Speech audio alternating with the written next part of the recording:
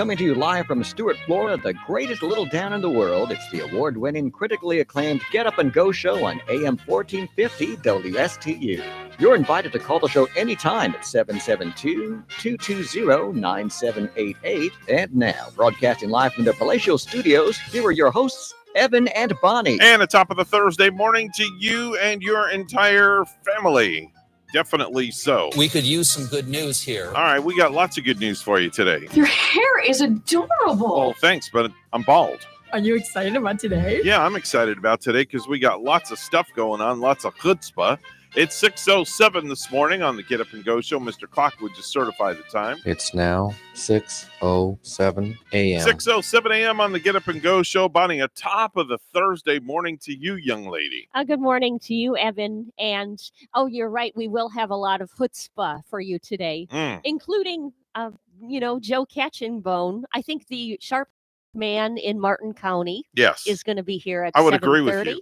100%. And the president of the Chamber of Commerce. That's right. That is a gentleman that reminds me of the Nature Boy Ric Flair, professional wrestler, because Joe Catchinbone is always styling and profiling, but never wheeling and dealing.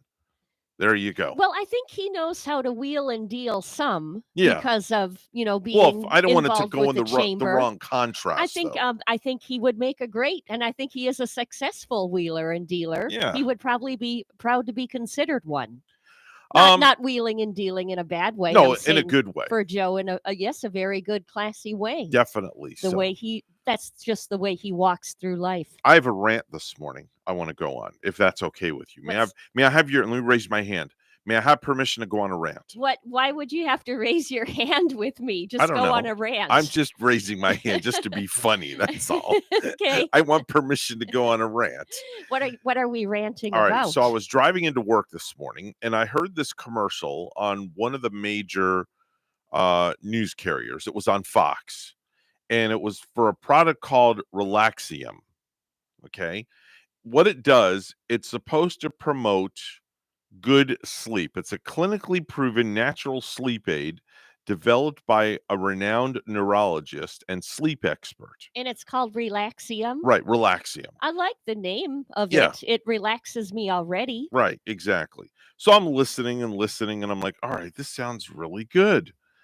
And then they say for your free bottle, okay, just go to our website, Relaxium, tryrelaxium.com, and we'll send you. We're so sure that you'll like it. We'll send you a free bottle. Are they sending them as fast as they are sending out the rapid COVID tests? I don't know. I don't know. Man, I heard that was excellent yesterday. Even a lady on the Fox News, when I headed out of here, was swearing by it. That she went on the site. It just took minutes, and then, wow, it was done. So I go through the website on my phone at the red light. I stopped at a red light and I went to the website. Okay, as people do stop at red lights, right, yes. Right. Most people should stop at a red light. Hello. That was a good one. It does not mean going green. No. Yellow means don't take a chance. And I put in my email address and my phone number. And then I get to the next screen where you put your name and your address and everything for shipping. Then at the bottom, it says, and they don't tell you this on television, okay, just pay a small shipping and handling fee of $7.95 to get your risk-free trial bottle. To pay that, if you really want it, that's people can afford $7.95. I agree with you, but so you were swayed a little bit. Yes, but if you really want it, I was swayed because in the ad they should have said, pay a small shipping and handling fee for your free bottle. See, they should disclaim that in the ad, and they're not doing that. They're misleading you because they want you to go to the site, and then after you fill this out, there's a code you put in for expedited shipping for free, which is a $9.95 value, and you'll get your order within 3 to 5 business days. Did you still purchase it? Heck no. Okay. Because so you must have not really wanted it that bad. Then. I did want it. I wanted to try it, but I felt duped. I felt that I personally was duped because they said on the TV ad, and I recorded the audio of the TV ad. You know what, Evan? That product will probably be out in stores any day anyway, and you'll just be able to purchase it at your local Well, store. I don't know if it's one of Yeah. these types of products that are out on the shelf as well. And it says also they give you a sleep CD, which is a $19.99 value for free as well. Well, the sleep CD comes with it, so that's Yeah. even better. But you got to fork out a little more, the $7.95. Yeah, and but you know wait for it what? to come. Lose sleep while you're waiting for it to I come. wish they would have said something on the damn television about just pay $7.95 shipping and handling for your free bottle of whatever this stuff is Speaking called. of the television, did you see anything of the presidential press conference yesterday? You know what I did? I skated right over it. I didn't want to You watch weren't it. interested in watching any of No, it. didn't want to watch it. I just Nothing on what Joe Biden had to say yesterday, Didn't or wanna what watch kind it. of questions were asked. I listened to the news, what people were as they dissected what he had to say. Now, Yeah. if you have things, I will gladly listen if you watched it, and I would love to hear your thoughts. Well, the thing about it, you can be left or you can be right. And then the thing about it right afterwards is, really you got to watch some of it for yourself and get your own angle on it. Mhm. Because then even what strikes me is you'll turn on a certain network, you'll turn on the Fox, you'll turn on the CNN. They'll have maybe 4 Republicans on 1 Democrat Right. with their comments. Everybody's all over the place. So nothing does really seem to be fair and balanced. Exactly. I guess what I got out of it was there were some awkward moments. Mhm. He did sound philosophical with some things, Mhm. and there were those awkward moments where he was thinking very hard Mhm. and he was looking for words. You wondered if he was reading a teleprompter or not, and then there were moments where you felt like, no, some of this is not teleprompted and it's coming from his heart. Mhm. And then there were moments where he got really angry Mhm. at reporters. It even Mhm. scared me at home. And I Mhm. was clutching to Gary. I was like, I would not want to be that reporter right there. I did hear about that. I did hear about the whole he got angry at some of the reporters. And then there was one reporter that did ask him the question of his competency or lack of competency. Mhm. So with incompetency, this reporter asked him, like, what does he think? What does Biden think of the press even speaking about this? Mhm. And then Biden gave his answer, I don't know. I mean, how do you answer that? But anyway, throughout the press conference, I thought that he did have competency. Mhm. I might have not have believed with everything he said. I might have agreed with some, Right. but he was definitely competent throughout that whole hours, I thought. Okay. Very good.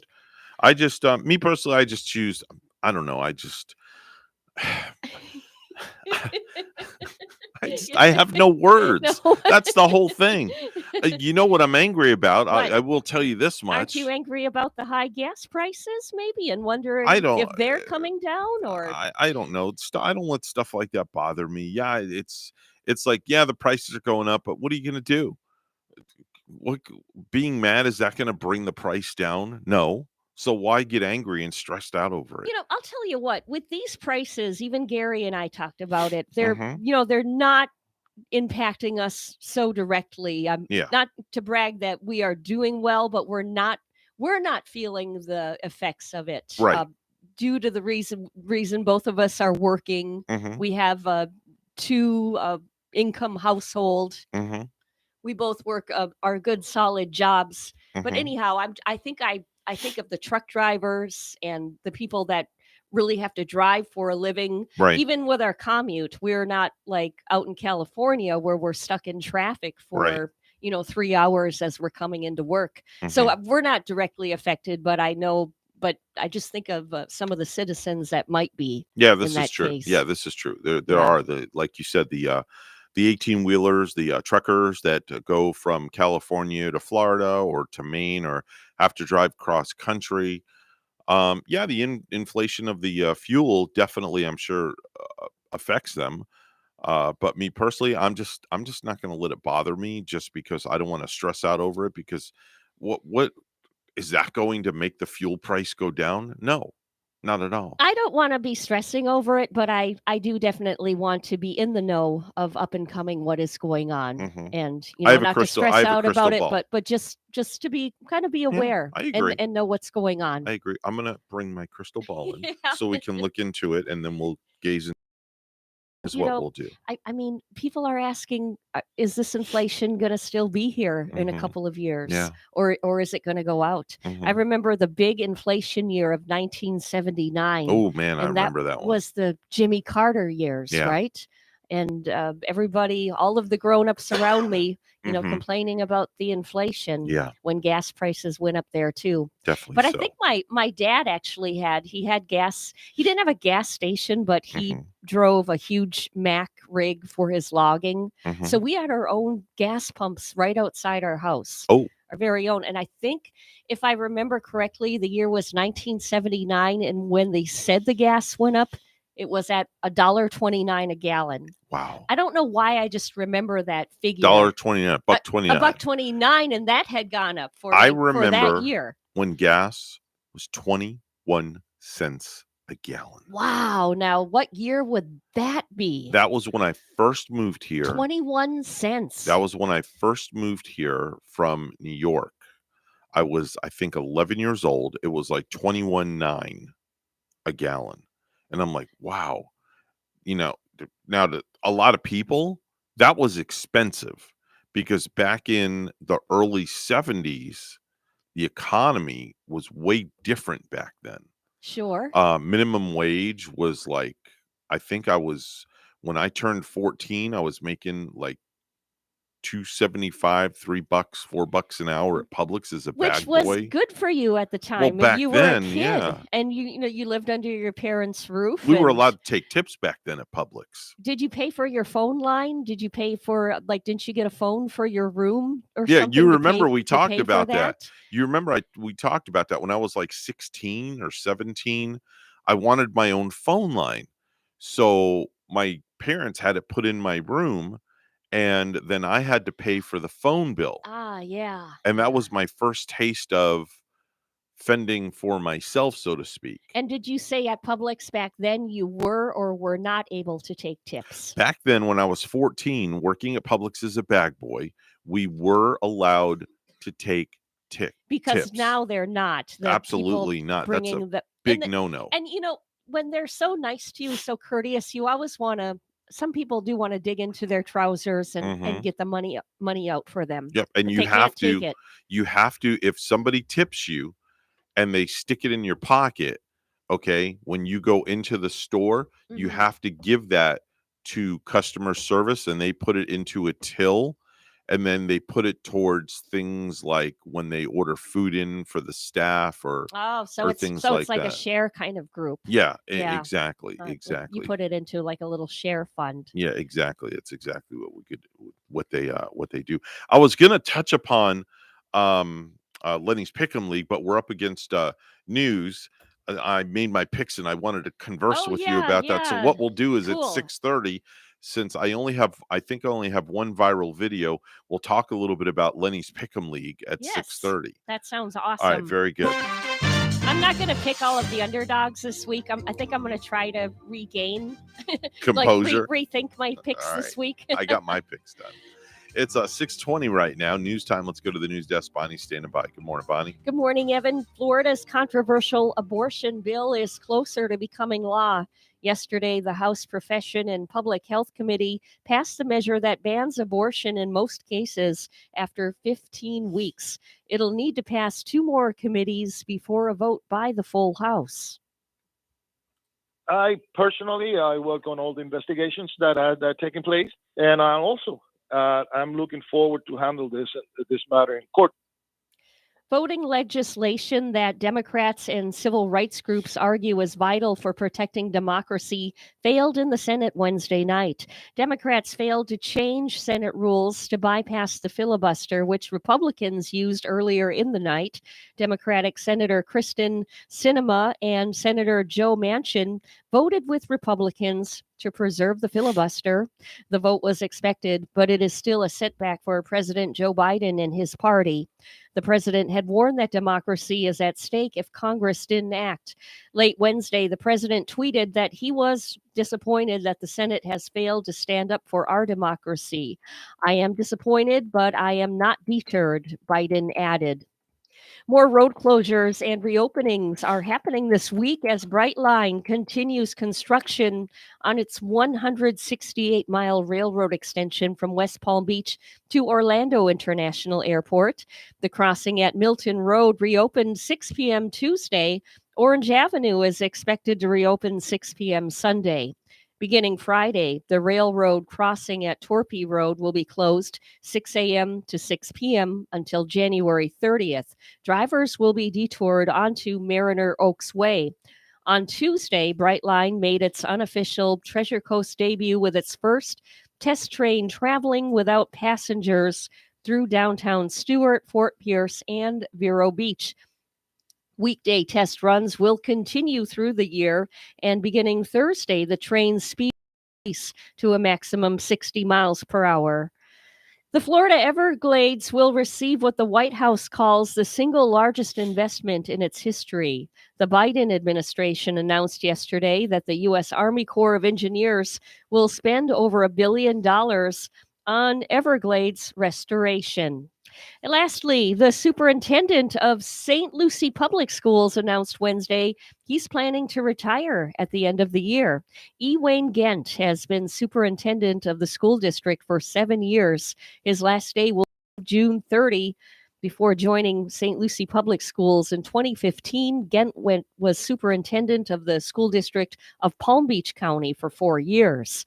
Under Gent's leadership, St. Lucie Public Schools had a historic graduation rate of 94.5% in 2021. No failing schools, and was top tier in the state for academic growth. Officials with St. Lucie Public Schools have not made any announcements about the next steps in their search for a new superintendent.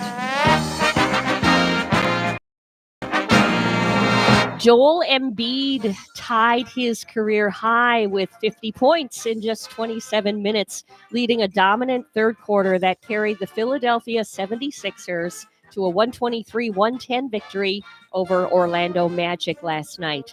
Embiid also had 12 rebounds and 3 blocks while making 17 of 23 field goals and 15 of 17 free throws.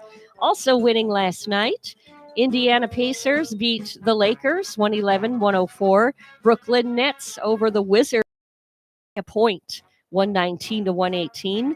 And Boston Celtics upset the Hornets at 111-102 yesterday. News time is coming up on 6:25, and we'll have weather and traffic together next.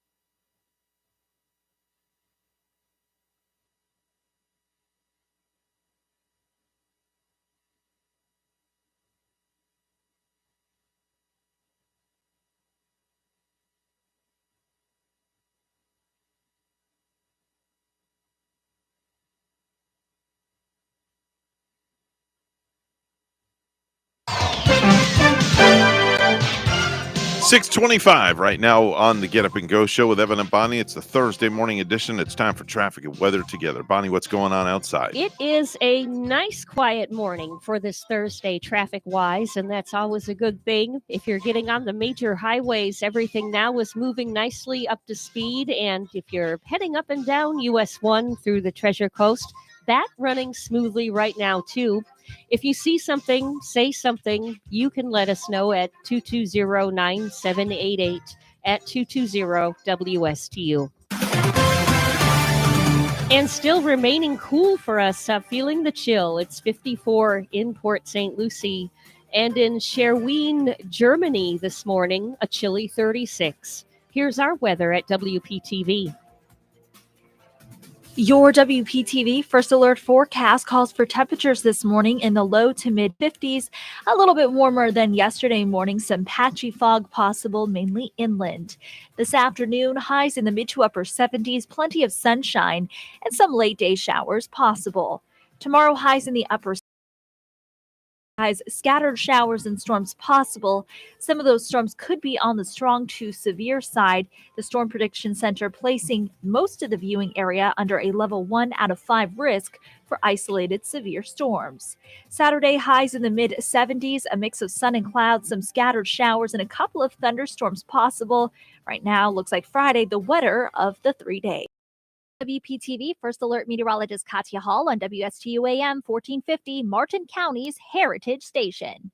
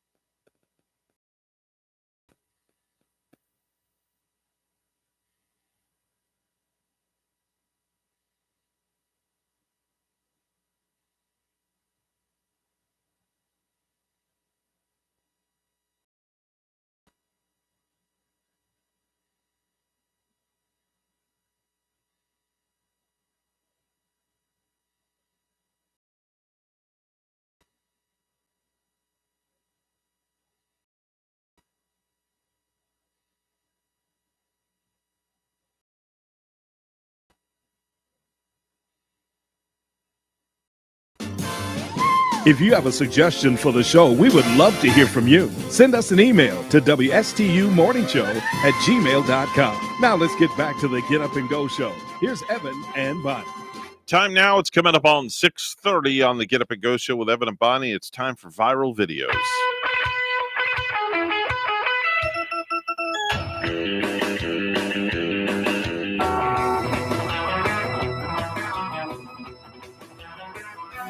So I was watching a TV show last night called Right This Minute. I don't know if you ever heard of it, Bonnie. Right This Minute. It Right sounds This Minute. like, is that a game show?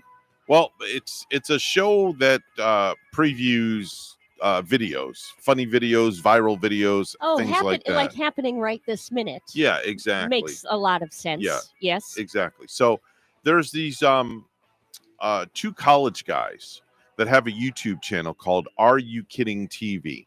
And they're like mega stars. They go around on their college campus and they offer different things to different people for doing things. And they offer they offered one stunt they did was that they said if you bring them cooked macaroni and cheese, throw a book in the air, and dump this bucket of apple cider over your head, they'll give you a brand new MacBook Air. Ooh, that's a good. I'm all in. I was taken at the macaroni and cheese. Yeah, if I'm they all could in. Give me some of that. That's delicious. I'm all in. But so yeah, a people thought they MacBook. were kidding. Okay. So I watched the video. It's too long to play the audio. It's like 8 minutes long. So I went through their YouTube channel and I found this video. And the sign that they had around the one guy's neck says, "First person to bring me a professor gets $50 cash. Where can you find a professor? And what if you don't have the college or university in your town even? Well, they're on the college campus. They do these stunts right on the college campus. Oh, so they have to find the professor that would agree to come to along just with them. walk over there. It shouldn't be too hard to do. Right. Should not be too hard of a There's task. professors everywhere on a college campus. So here's what happened. Listen. First person to bring us a professor gets $50. Let's see who does it. Oh, yes. So the girl's like running to get a professor. On an ambient sound. Another group of kids say, let's go get a professor. $50? I got to get this professor. Oh my gosh. That's what she was running. Let's go. So here she comes with the professor. First person. Wow. Thank you. Now, the professor looks like a college kid. I gotta You know want what this $10 is. Yeah, it might Tell be me a a young chemistry fact. looking. You said your chemistry? Yeah. Tell me a That's going fact. to prove it. A fact. A fact, anything about chemistry. I could show you an ID. Or an idea. Or that too, yeah. Faculty, yeah. Yeah. Checks That out. works. Cool. All right. Yes. Congrats. He's in. There you go. In $50. Lakeland. Well, that's a pretty cool game. So is the concept where they bring you something, you got to bring them something, and you might get something cool like the MacBook Air, like you mentioned. Are they only playing it on that college campus, or are they going around to different venues? What's it about? They only do it on their college campus, and they just go around asking for, like, just here's another one they did.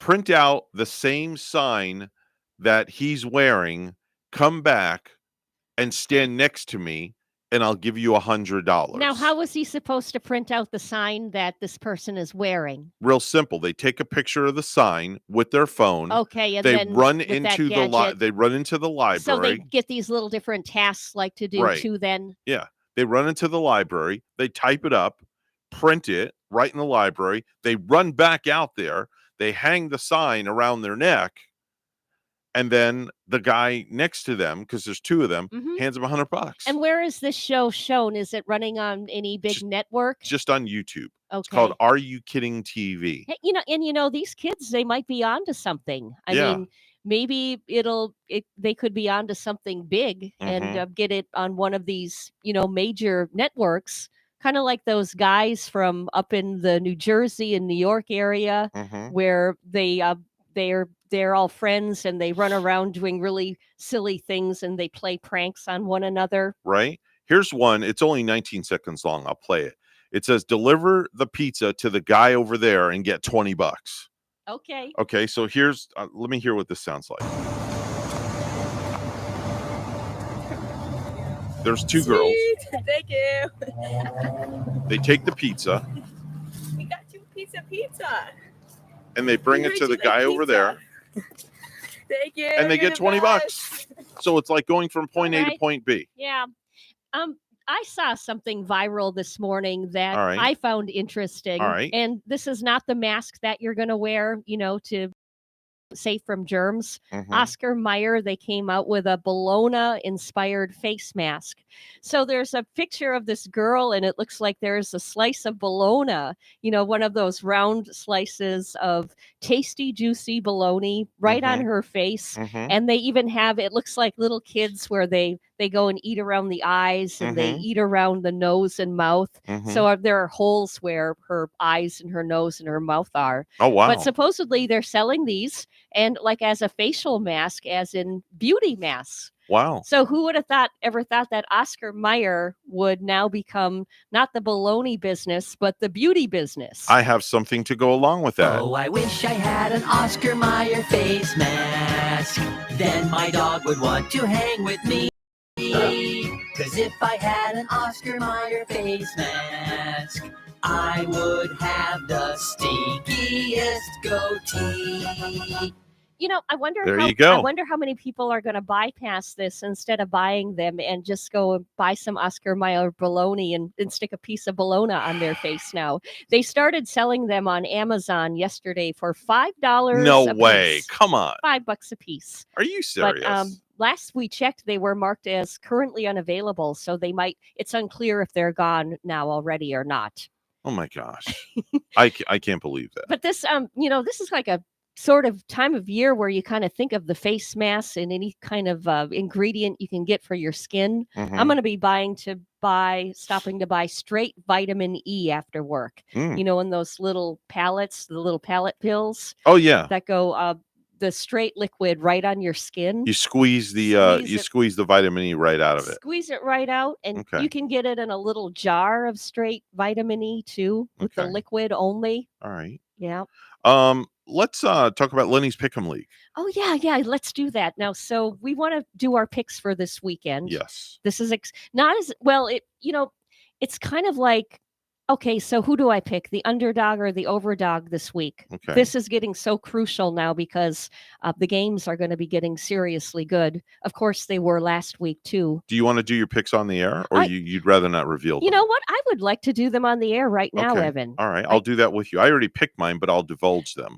Now you picked these earlier in the year, but did you go? No, not these. I didn't, because they weren't the playoffs. Oh, okay. So have to do the playoffs. You didn't see the whole. You didn't see the playoffs when you started picking the year in whole, when you started. No, you wouldn't be able to. The playoffs only appeared once they knew the teams that were going into the playoffs. It didn't appear like the whole regular season. Right. Yeah, the regular season is there, but not the playoffs. Okay. So I can't do next week's playoffs because I don't know who's going to be there yet. So these are, well, of course. But so these are good, fresh, right picks for you right now. Yes, I actually did them this morning. And you went with all of the overdogs last week. Are you going to do that thing again, or are you just going to go for an underdog, take a chance? No, I actually picked. So between the Bengals and the Titans, okay, Bengals and the Titans, I went with the Titans. Who are you going with? This is where I'm going to be shooting myself in the foot again. Oh, no. I think it's got to be the Bengals year. Okay. For some reason, we need an Ohio team in there. Okay. I'm going to go even, and they're the underdogs. They're playing at Tennessee, but I'm going to go out on the grain and say that it has to be Cincinnati's year. Okay. So I will pick them. All right. Lock that pick in. I'm going to. All right. Now, the 49ers and the Packers. I went with the Packers because I just know they're going to slam the 49ers all over the place. Yeah, and the San Francisco, when they were the underdogs last week. So I'm very relieved that they won last week's game against Dallas. I'm relieved that they are playing Green Bay in Green Bay. I'm going to say, this has got to be Green Bay. That's going to be my pick. I wonder if it's going to be a blanket full of snow on the football field too. Yeah, and sometimes that's tough. If you've seen in the past, sometimes that makes the Packers play only better. Yeah. when they're playing in the snow. LA is coming down to the Sunshine State. They're going to be at Tampa Bay. The Rams taking on the Bucks. I was divided on that one because that could go either way, but I'm going to have to give it to the Bucks for the home field advantage. Yeah, you have the angle there. They have Shady Brady, and we'll probably see him in the field in the Super Bowl again. Yeah. But now I met a Rams fan that I liked at the chili cook-off, and I'm like, I even asked him, I'm like, "You're a fan of the Rams?" I never even met a fan of the LA Rams before, but he was cool, and I gotta say, they've worked so hard all season, and they've been playing so and good. They deserve to win. They deserve to beat Tampa Bay. So I'm going to pick the Rams. I would like to see the Rams win because I don't want to see Brady in the Super Bowl. I'm just so tired of seeing him in Super Bowls. But he just needs to retire and be done with it. We get on that occasion, but we have to admit he really is like the GOAT of the NFL and football. And it's like we like to rant about him, but he is great. And I can't take that away, even though I get tired of seeing him winning all the time. I know. Good gosh. Another good matchup is Buffalo and Kansas City. I'm torn again, right down the middle on this one. Oh yeah. But I've got to give it to Kansas City, home field advantage. When Patrick Mahomes is playing in front of his hometown, people, he's on his best game. You know what? I'm going to agree with you, Evan. I am right there with Kansas City this week. All right. So very good. Now we get to, hold on tight and hold on to the reins and see how we do. And these games are Saturday. We have 2 with the Tennessee, the Green Bay, San Francisco game, and then the Sunday games of Tampa with the Rams, and Sunday also Kansas City and Buffalo. I'll be in the park all day on Saturday, so I won't be able to watch it. What park are you going to? I'll be the park, in Disney. the theme Yeah, park. I'll be in Disney. Yeah, I'll be up in Disney. When you mentioned park right away, I thought, what are you going to be at White City Park? Oh, I know, right? Which I love White City Park, by the way. That's a great little park. I think it's off Midway Road or something like that. Yeah, and when we were there, we saw a little bitty gator. Just kind of. Did you really? I'll have to let Rachel know that so she can go there and go there and do her thing. They are spotted once in a while. The sad thing was, one time I was at the park and somebody must have left off some stray cats, because there was a big kitty and there were smaller kitties. Don't tell me. Yeah. No. Oh. I did witness that one time, and that's not good. That was really sad. That's not good. That's not good. Yeah. Rachel was talking about holding the gators last night at the supper table, and I said to her, "You can hold the gators all you want, and I will stay a tad bit back, because even though they put that electrical tape on the gator's mouth to keep the mouth shut, the gator still has claws and feet, and it could swing its tail, even though it's a smaller gator. Yeah. I'm not taking any chances. I don't want to get slapped in the face by a gator tail. Evan, you're right. And when you mentioned the claws, on that note, if you get clawed by one, who's to say what kind of contagious disease you could or could not get. Yeah, exactly. Or it could make her a little bit queasy afterward, lose her appetite. You never know. And also, are they going to put a mask on the gator? I mean, who knows if the gator has COVID? Well, they might. Think about that. I've heard where in some zoos, I know there were a couple of zoo animals that did get the COVID. For the life of me, though, I can't remember what the animals were right now. Animals can catch COVID, believe it or not. It might have been one big cat, one big cat that they had at the zoo, or some sort of thing. I was afraid, like, how do you know, like with my kitties just hanging out, maybe I could catch COVID from them. I don't know where they would. I don't know where they would catch it from. I mean, they're not outdoor cats. No, but right? then they would hang out with me even when I was sick. So. Wow, what if I'm contagious and you could pass it to them? But they don't seem to care. No, they just stay in that suitcase all day long. That's all, or in the closet, whichever area they choose. Really like to hang with me. Yeah? I mean, wherever I am, it's like Jack Frosty's like my little white shadow. He's the white shadow. I know, that's like Kaya. That's all she does. It's like, I'm telling you, every part of the house I walk to, she's like right up my behind. Like you step on her almost. Yeah, right? Yeah, exactly. I mean, I just if I go in my office to work, she lays down at my office door and stays at the door. Oh, see, she loves you then. And if I go to another part of the house, she follows me. And if I stop short, she's going right up my butt, literally. So I'm like, come on, give me some breathing room. 6:45 on the Get Up and Go show. Time for news, all brought to you by St. Lucie Jewelry and Coin. Here's Bonnie with the headlines. Good morning, Bonnie. Good morning, Evan. Florida's controversial abortion bill is closer to becoming law. Yesterday, the House Profession and Public Health Committee passed the measure that bans abortion in most cases after 15 weeks. It'll need to pass 2 more committees before a vote by the full House.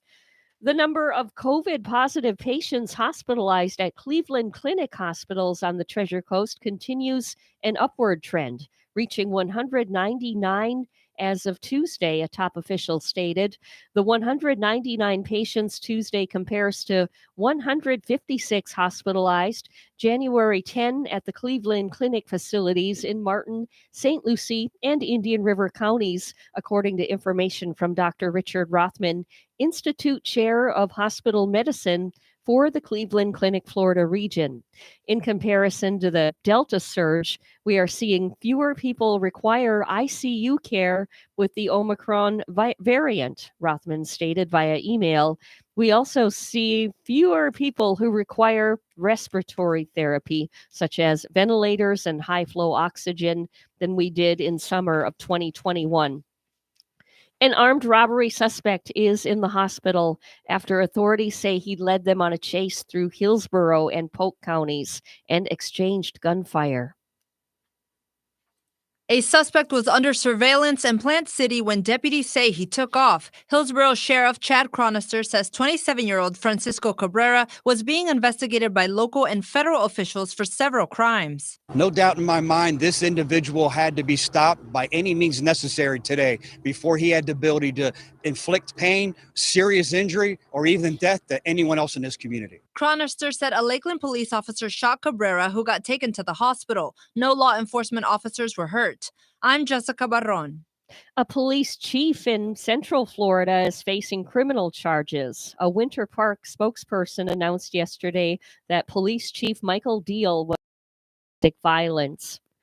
There will be extra security today at a high school in Central Florida. A shooting at Seminole High School in Sanford yesterday left an 18-year-old student hospitalized with non-life-threatening injuries and a 16-year-old student in custody. Centers around a young lady or dispute over a young lady in school. Presently, we have no information period that this is a gang-related situation. Zero. There's nothing to identify that. Sanford Police Chief Smith. The Florida Everglades will receive what the White House calls the single largest investment in its history. The Biden administration announced yesterday that the U.S. Army Corps of Engineers will spend over $1 billion on Everglades restoration. Lastly, journalist Laura Logan will no longer be represented by talent agency UTA after her November 29 comments comparing Dr. Anthony Fauci to the notorious Nazi war criminal Joseph Mengele, who performed medical experiments at the Auschwitz death camps. Logan made the remarks while appearing as a guest on a program hosted by Fox News commentator Pete Hegseth. Logan said vaccine and mask mandates were unnecessary, adding that what people say to me is that Dr. Fauci doesn't represent science to them. He represents Joseph Mengele, the Nazi doctor who did experiments on Jews during the Second World War and in the concentration camps.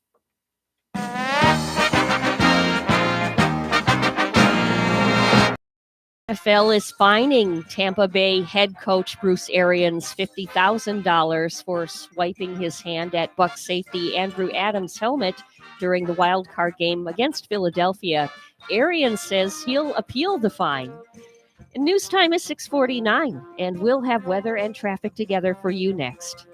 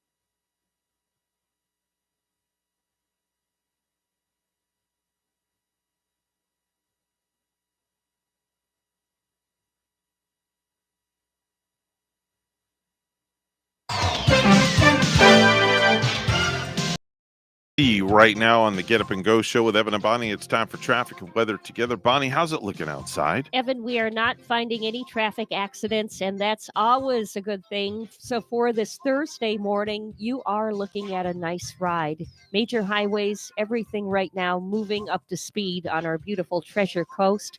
And there's your latest look at traffic. 58 degrees this morning, 2 in Stewart.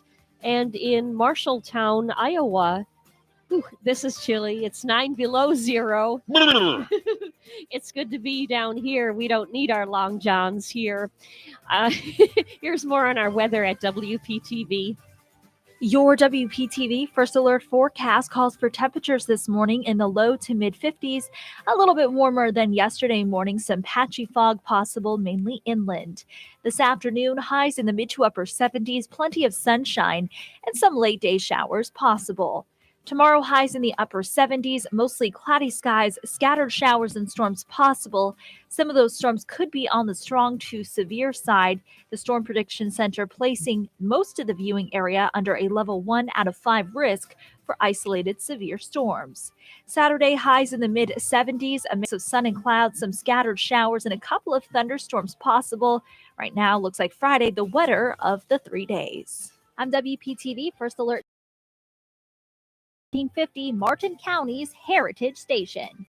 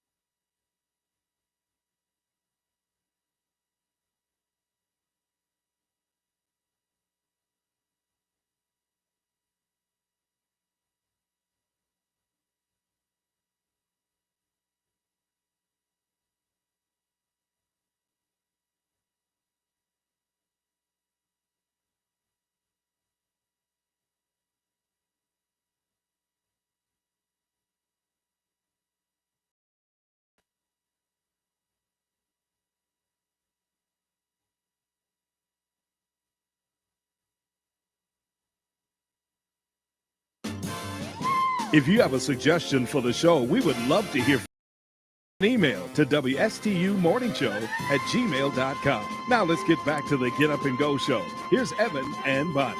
6:54 on the Get Up and Go. Actually, 6:55. It just ticked over on the Get Up and Go show with Evan and Bonnie. Coming up a little bit later on at the tail end of the show, Bonnie, I didn't tell you this, but I'm going to throw Phil under the bus. Yes. Are you going to come up with a top 10 list for Phil? I have the top 10 signs that Phil is dirt cheap. He's a cheapskate. No, he doesn't seem cheap to me because you see every morning he's been in here. He's brought us donuts, gorgeous. One time he brought us Dunkin', one time Jupiter. He always brings coffee, right? Tall cups of coffee for us. It seems like he is not cheap and he takes the time out for people. I found out those donuts are day-old donuts. I found that the coffee is recycled coffee. So I have come up with a top 10 list of the top 10 signs that Phil is just downright cheap. Oh, his wife didn't make the donuts the night before? Nope. Nope, Have not his at wife all. baking in the kitchen Nope. with all of the fresh No. ingredients. So I can hardly wait to reveal this list. Ah, This is going yeah. to be a list of all lists. I guess I haven't hung with Phil long enough to know if he is cheap or not. Yeah, he's cheap. Yeah. Yes. I don't know very many people that really that cheap to me. I mhm. think everybody in my circle has been pretty giving. Mhm. And I wonder if my friends talk about me and consider me to be cheap ever. No, I don't think you're cheap. I don't know. No, I don't think you're cheap. I think at certain times I do tend to get frugal, Mhm. where I'm going to get on the frugal side. Okay. I'm not going to be like the guy that we read about last night that will order a bottle of Fanta soda Oh, now that's and have it delivered Lyft or Uber or whatever the DoorDash. I think he got it delivered, and he paid $13.02 for the one bottle of the Fanta soda, Okay. which was a $2.56 bottle. All right. The wife just texted, said there's an accident on Port St. Lucie Boulevard headed towards Gatlin Boulevard. So if you're on Port St. Lucie Boulevard going, I guess, east or whatever the direction is, and you're headed towards Gatlin. So that would be westbound, I guess, on Port St. Lucie Boulevard. No. Yes, if you're heading toward Gatlin, you're heading out there. Port St. Lucie Boulevard it goes north south, and then it eventually goes east west. So I think if it's as it's going north before it curves and goes east. So if you're like Port St. Lucie Darwin, Boulevard before Gatlin, then, yeah, and the people that there's an travel accident in the area. that area do get the gist. Roads are blocked, and there's a detour. Wow. So that's not good for a this. detour. Yes. Yep. That's not good for this morning. So A roads. detour. Detour, whatever But I you hope want to say. everybody's safe. I mean, I hope Cats it's up, not catch that up. crazy of an accident. Every No. time I see those in the morning, I get frustrated. And I-95 right here is so quiet compared to folks over in the Orlando area where they have to drive I-4. You know what you're talking about. I see clusters and clusters of accidents over that way every morning. Ridiculous. Compared to our drive, our I-95. And Try the turnpike driving right here. in Miami on I-95. I don't want to drive. I have done it before, and it is. I don't. It feels like murder. I don't know what murder feels like, but it kills me because people are just passing you up left and right and going really fast, and motorcycles darting right in front of you. If when you're you don't even have a driving- moment to step on your brakes. If you're driving in Miami, you need a Xanax. That's all I got to say. I mean, yeah, that's what I would clearly have to take Yeah. because the last time I drove down that way, Mhm. I had no idea how much had changed. Oh, when you don't drive down there for a while too. Mhm. And That's why I take the Bright Line now. And and you're looking for exits or you're looking for something. Even with my GPS, I think I would be flustered. It's like a demolition derby down there when you're driving on 95. And it starts, and it begins right in the middle of West Palm Beach, where everything starts to move really Right fast. as you get out of Boca Raton and you get into Deerfield, Yeah. that switch over from Broward or Palm Beach to Broward County, then Broward to Dade, all hell breaks loose. Yes, it does. We got to get out of here. The busyness. news is coming up next right here at WSTU Stewart, Martin County's Heritage Station. We'll be back right after.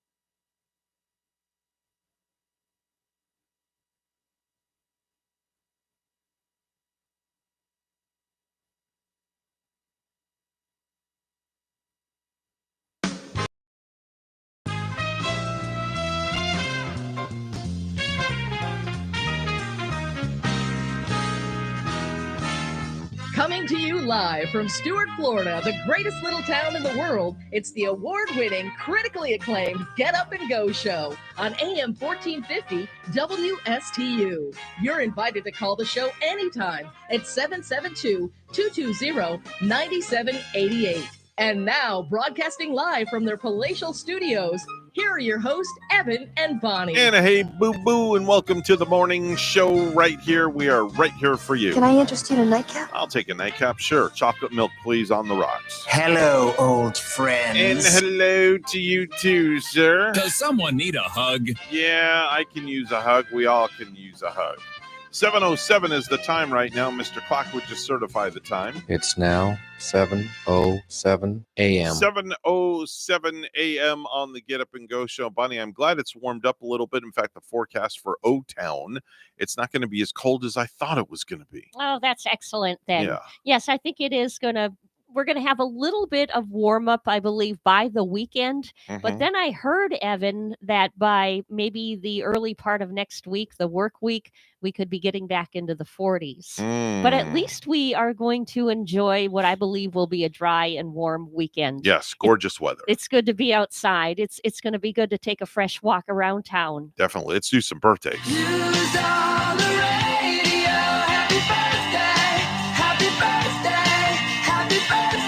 Time for birthdays, anniversaries back in the day. And as always, we start with Bonnie. Ladies first. Happy birthday to anybody celebrating your birthday in January. Nobody special today. What is January? Aquarius? Is it, where you get the different signs? I don't know. I'm a Pisces and I'm in March. Pisces is March and January, that February. I think January might be a water sign too, like we are the fishes. All right. Happy birthday to the Januarians There in the you crowd. go. Brantley Gilbert, country music artist, 37 years old today. Who is? Brantley Gilbert. I don't know that artist. I recognize his ya? name. That's about it. Name just rings a bell, but I don't know what he sings. Uh-huh. Melissa Rivers, Joan Rivers' daughter, 54 years old today. 54. I remember I interviewed Joan Rivers at one time. Oh, I bet she was a hoot. As she was. I was so nervous when she called, or was a phoner? The agent calls you first, Yeah. and then there's a password. Yeah. But I was so nervous to talk to Joan, thinking Really? she would be all over me. But she was a better person to interview than I thought she would be. I thought she would be a hard interview. She didn't step on me. She didn't cut me down at all. Okay. She might have spoke or cut down some other celebrities as she does. She could do it underneath the sheets and do it so well. There you go. When we asked her about celebrities. Mhm. But she was cool. All right. Yeah. And, I have the vintage interview and everybody's saying, wow. Do you have that on audio? I would love to. Got it. Everybody's saying you got to hold on to that. Might be worth some money. You have it on. You have it on. Do you have it somewhere? I do. I have it on an MP3 in my I would files. love to hear it. I really would. Yeah, we asked That her- would be and classic. It was during the time too that Charlie Sheen was going through his thing Yeah. with stepping away from, I think, getting into trouble on 2.5 Men, Mhm. and he was hanging out with. He was. In that robe sort of thing at his Mhm. doorstep, and he was seen with, what did he call them? The girls, or Mhm. were they the girls that he was hanging out with at the time? Mhm. They weren't famous, but they were kind of like a entourage of a couple of girls living with him. He Mhm. was going through a wild episode anyway. All right. And Joan kind of spoke about him a little bit in the interview. See if you could dig that bad boy up, because we could Yeah. play it one morning on the morning show. To hear Joan Rivers. Yeah, Definitely. yeah. It's classic stuff. I kind of miss her voice. Yeah. I I can't even imitate that thing. I know it's Joan Rivers. That- She had that. That's the way she talked, like that. You're kind of close. You're Okay. close there All with right. that, Evan. All right. All right. John Michael Montgomery, 57 years old today. Country music artist. You know that one? Yeah, I do All right. know him. Very good. I Very do. good. Lorenzo Lamas is 64, the Americanized Latino uber star. And you could just rub your hands through his dark, fluffy hair. Mhm. How old is he today? 64. Ah, Bill Mayer is 66.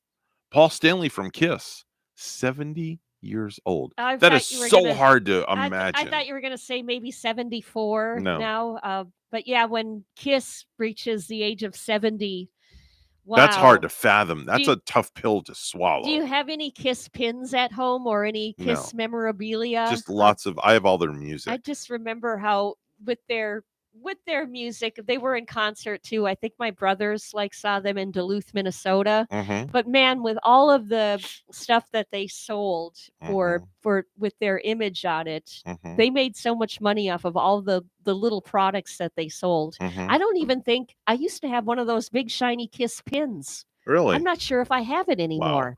Edwin Buzz Aldrin, second man on the moon, 92 years old today.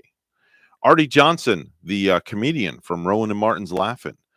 He passed away in 2019, celebrating a birthday today. And the lovable George Burns passed away in 96. He's celebrating a birthday. When you think of George Burns, the first thing that comes to my mind Yes. is cigar A cigar. all the time. And mine is with the smiling John Denver in Mm. Oh God. Oh, yes. Oh, Yeah. yes, definitely. And he always wear those pants, Mhm. like the golfing pants Mhm. and the checkered pants. He Mhm. always looked like he was going to go out and play golf or Yeah, something with definitely. a cigar. Definitely so.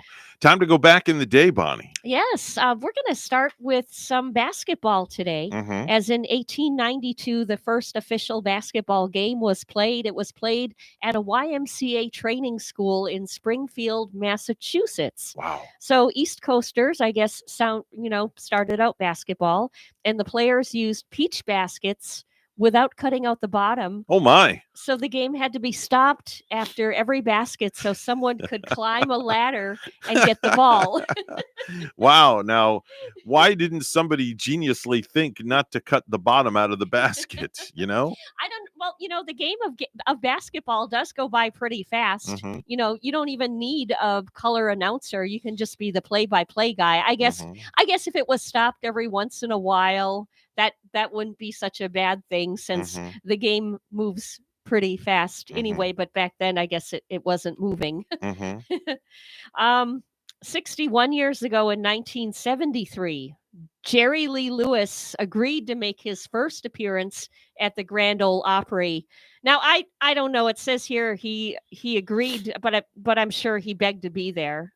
I bet he was begging them. Mhm. So the Opry accepted him in two conditions: that he perform only country songs Mhm. and that he not use any profanity. He violated both of the requests. And that was how long ago again? It's 1973, Okay. so 49 years ago, Wow. and I bet at the Grand Ole Opry there was a whole lot of shaking going on. Mhm. Man, do you remember watching that guy? Jerry Lee Lewis. The energy. Incredible. Just the energy of the piano playing, the head motion, the singing. Man, that guy was spirited. He is got a lot more moves than a laxative. Yeah. 32 years ago, in 1990, Roseanne married Tom Arnold. Oh. And she married him just 4 days after divorcing her first husband. Okay. Who I don't even know who her first husband is, Neither so do don't I. ask. But she and Tom split up after 4 years Mhm. later. Mhm. Kind of surprising they even made it 4 years. Yeah, right. Yeah, that's just a match made in you know where. And we have one more All for right. today. 5 years ago in 2017, Donald Trump was inaugurated so he could make America great again. Yeah. Okay. You know how I feel about that. I don't talk politics. But that's our back in the day There you for go. January 20th, 2022. Bonnie, today is National Cheese Lovers Day. National Cheese Lovers Day. So make sure and go get some cheese. I've been desiring to get new cheese and try out some of the new Okay. things. All right. You know who's good for that, I think, Who? is Aldi's. Okay. They always have a rare different kind of cheese, out in their little deli area. Mhm. Something different, something new. What's your favorite kind of cheese? The last cheese I bought is called that. Am I pronouncing it right? Is it Cabot or Cabot? It's Cabot. Wow. You stumped me on that one because I don't know. It's like tomato. I don't know. It was in the more expensive cheese section at Winn-Dixie, so it was on sale. Usually, you pay $6 or $7 for a chunk of it. I think it was on sale for $4, so I purchased it. It was cheddar cheese with garlic and herb.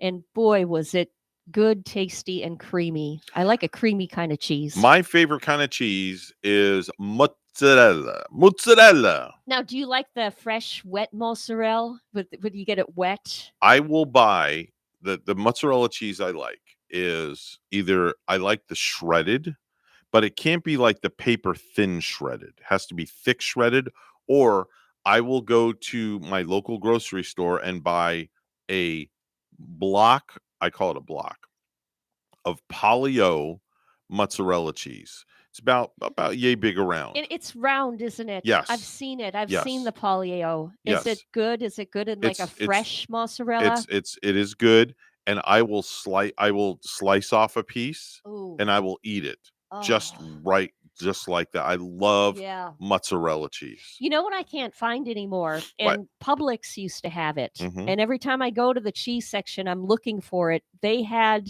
a pepper jack cheese that was delicious and creamy.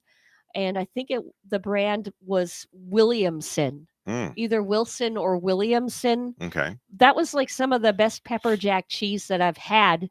And I kind of find it to be similar to the pepper jack cheese that Subway serves up right now.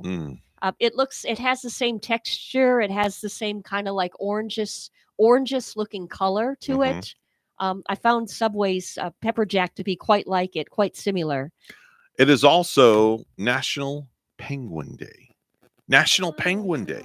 So if you're up around Orlando, and go to the Arctic display and go visit all those penguins. I wonder if they would ever let you pet a penguin while you're there. They have an experience that you can do. It's the penguin experience where you actually get a hands-on with the penguins, which is really cool. Yeah, I mean, could you imagine? I wonder what it would be like to try to hug one of those penguins. Well, I don't know. Would they hug you back, or would they? I don't know. Do they have you in arms? the face with their flippers. I They got guess. those like little flipping arms, right? I don't know. And when they walk, they're kind of like clap, clap, clap. They probably like clap and smack you in the face. That if would you be tried a to hug question one. for Google. I know. Can penguins hug human beings? Yes.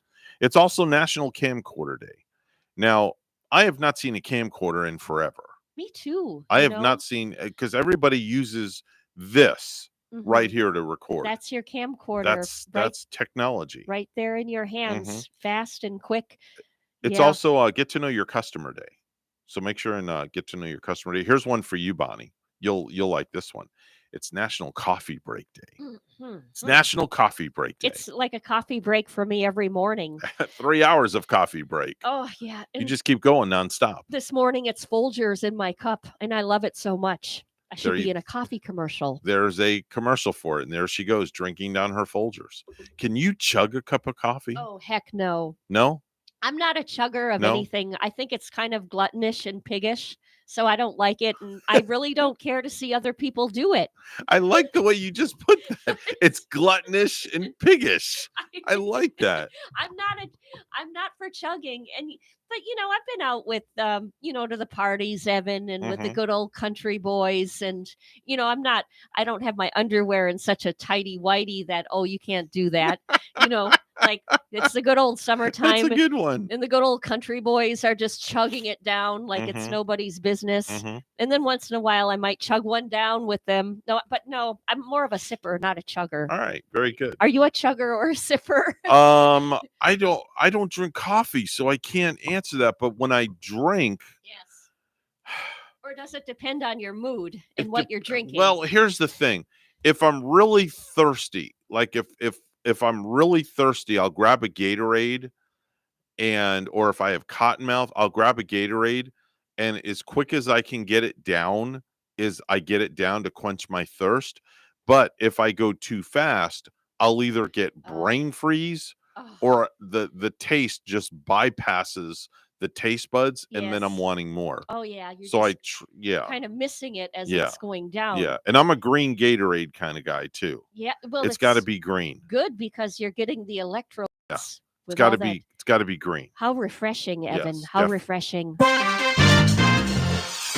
7:21 right now is the time on the Get Up and Go show with Evan and Bonnie. It's time for news. So without further ado, we're going to go right to the news desk where Bonnie is standing by with the morning headlines. Good morning, Bonnie. And good morning, Evan. An armed robbery suspect is in the hospital after authorities say he led them on a chase through the Hillsborough and Polk counties and exchanged gunfire. A suspect was under surveillance in Plant City when deputies say he took off. Hillsborough Sheriff Chad Cronister says 27-year-old Francisco Cabrera was being investigated by local and federal officials for several crimes. No doubt in my mind, this individual had to be stopped by any means necessary today before he had the ability to inflict pain, serious injury, or even death to anyone else in this community. Cronister said a lady shot Cabrera, who got taken to the hospital. No law enforcement officers were hurt. I'm Jessica Barron.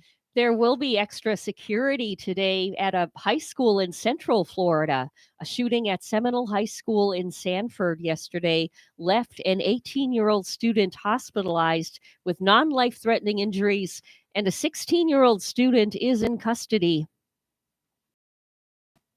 Centers around a young lady or dispute over a young lady in school. Presently, we have no information or information period that this is a gang-related situation. Zero. There's nothing to identify that. Sanford Police Chief Cecil Smith. The mayor of Orange County has a breakthrough COVID infection. Jerry Demings announced he tested positive despite being vaccinated and boosted. He says he has mild symptoms. A police chief in Central Florida is facing criminal charges. A Winter Park spokesperson announced yesterday that Police Chief Michael Deal was arrested for domestic violence. A woman who fell to her death at Petco Park while holding her toddler son last September died by suicide, according to a statement Wednesday from the San Diego Police Department. Authorities ruled her 2-year-old son's death a homicide. San Diego residents Raquel Wilkins, age 40, and her son Denzel Browning Wilkins fell around 3:50 p.m. September 25 as baseball fans were heading into the stadium for a San Diego Padres game against the Atlanta Braves. Wednesday's statement said detectives conducted a thorough and comprehensive investigation that included dozens of interviews, reviewing of available video footage, and collecting background information to determine what led to the deaths. It said the decision was made in consultation with the San Diego County Medical Examiner. More road closures and reopenings are happening this week as Brightline continues construction on its 168-mile railroad extension from West Palm Beach to Orlando International Airport. The crossing at Milton Road reopened 6 p.m. Tuesday. Orange Avenue is expected to reopen 6 p.m. Sunday. Beginning tomorrow, the railroad crossing at Torpey Road will be closed 6 a.m. to 6 p.m. until January 30th. Drivers will be detoured onto Mariner Oaks Way. On Tuesday, Brightline made its unofficial Treasure Coast debut with its first test train traveling without passengers through downtown Stuart, Fort Pierce, and Vero Beach. Weekday test runs will continue through the year, and beginning Thursday, the train's speed will increase to a maximum 60 miles per hour. COVID-positive patients hospitalized at Cleveland Clinic hospitals on the Treasure Coast continues an upward trend, reaching 199 as of Tuesday. The 199 patients Tuesday compares to 156 hospitalized January 10 at the Cleveland Clinic facilities in Martin, St. Lucie, and Indian River counties, according to information from Dr. Richard Rothman, Institute Chair of Hospital Medicine, Clinic Florida region. In comparison to the Delta surge, we are seeing fewer people requiring ICU care with the Omicron variant, Rothman stated. We are also seeing fewer people who require respiratory therapy, such as ventilators and high-flow oxygen, than we did in summer 2021. Lastly, the Florida Everglades will receive what the White House calls the single largest investment in its history. The Biden administration announced that the U.S. Army Corps of Engineers will spend over $1 billion on Everglades restoration. Brooklyn Nets guard Kyrie Irving says he is embracing the pressure that comes with trying to carry the team's offense amid Kevin Durant's absence due to a left knee injury. I like the pressure, Irvin said after scoring 30 points in 38 minutes during a 119-118 win over the Washington Wizards on Wednesday night. In other scores, Indiana Pacers beat the Lakers 111-104 yesterday, and the Hornets win over the Boston Celtics 111-102. News time and traffic together next.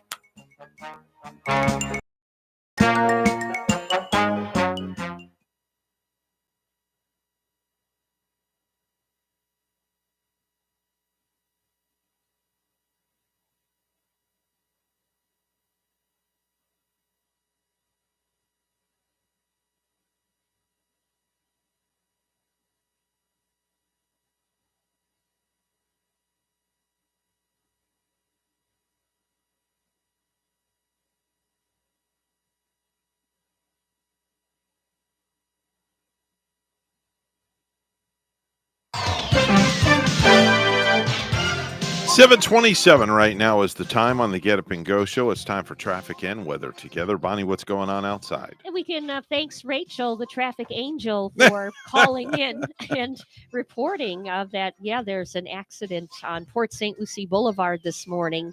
And that's as you're traveling westbound right before Gatlin Boulevard with a little bit of traffic back up in that area. So, what you do when you see an accident, always tell us, always let us know at 220-9788 at 220-WSTU. It's 54 degrees in Port St. Lucie. Troyes, France this morning, partly cloudy and 41. Here's more on our forecast at WPTV. Your WPTV First Alert forecast calls for temperatures this morning in the low to mid 50s, a little bit warmer than yesterday morning, some patchy fog possible, mainly inland. This afternoon, highs in the mid to upper 70s, plenty of sunshine, and some late day showers possible.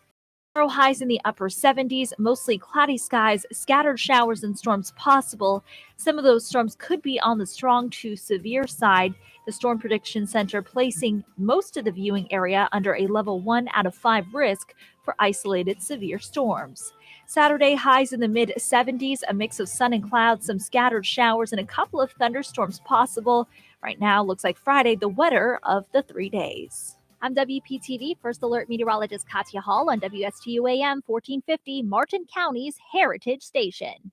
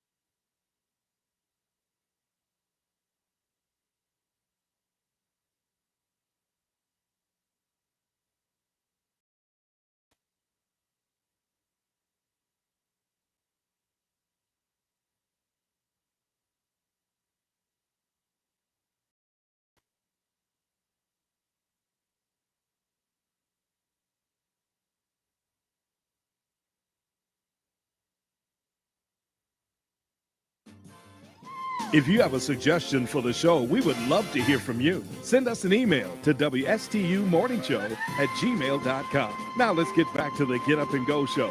Here's Evan and Bonnie.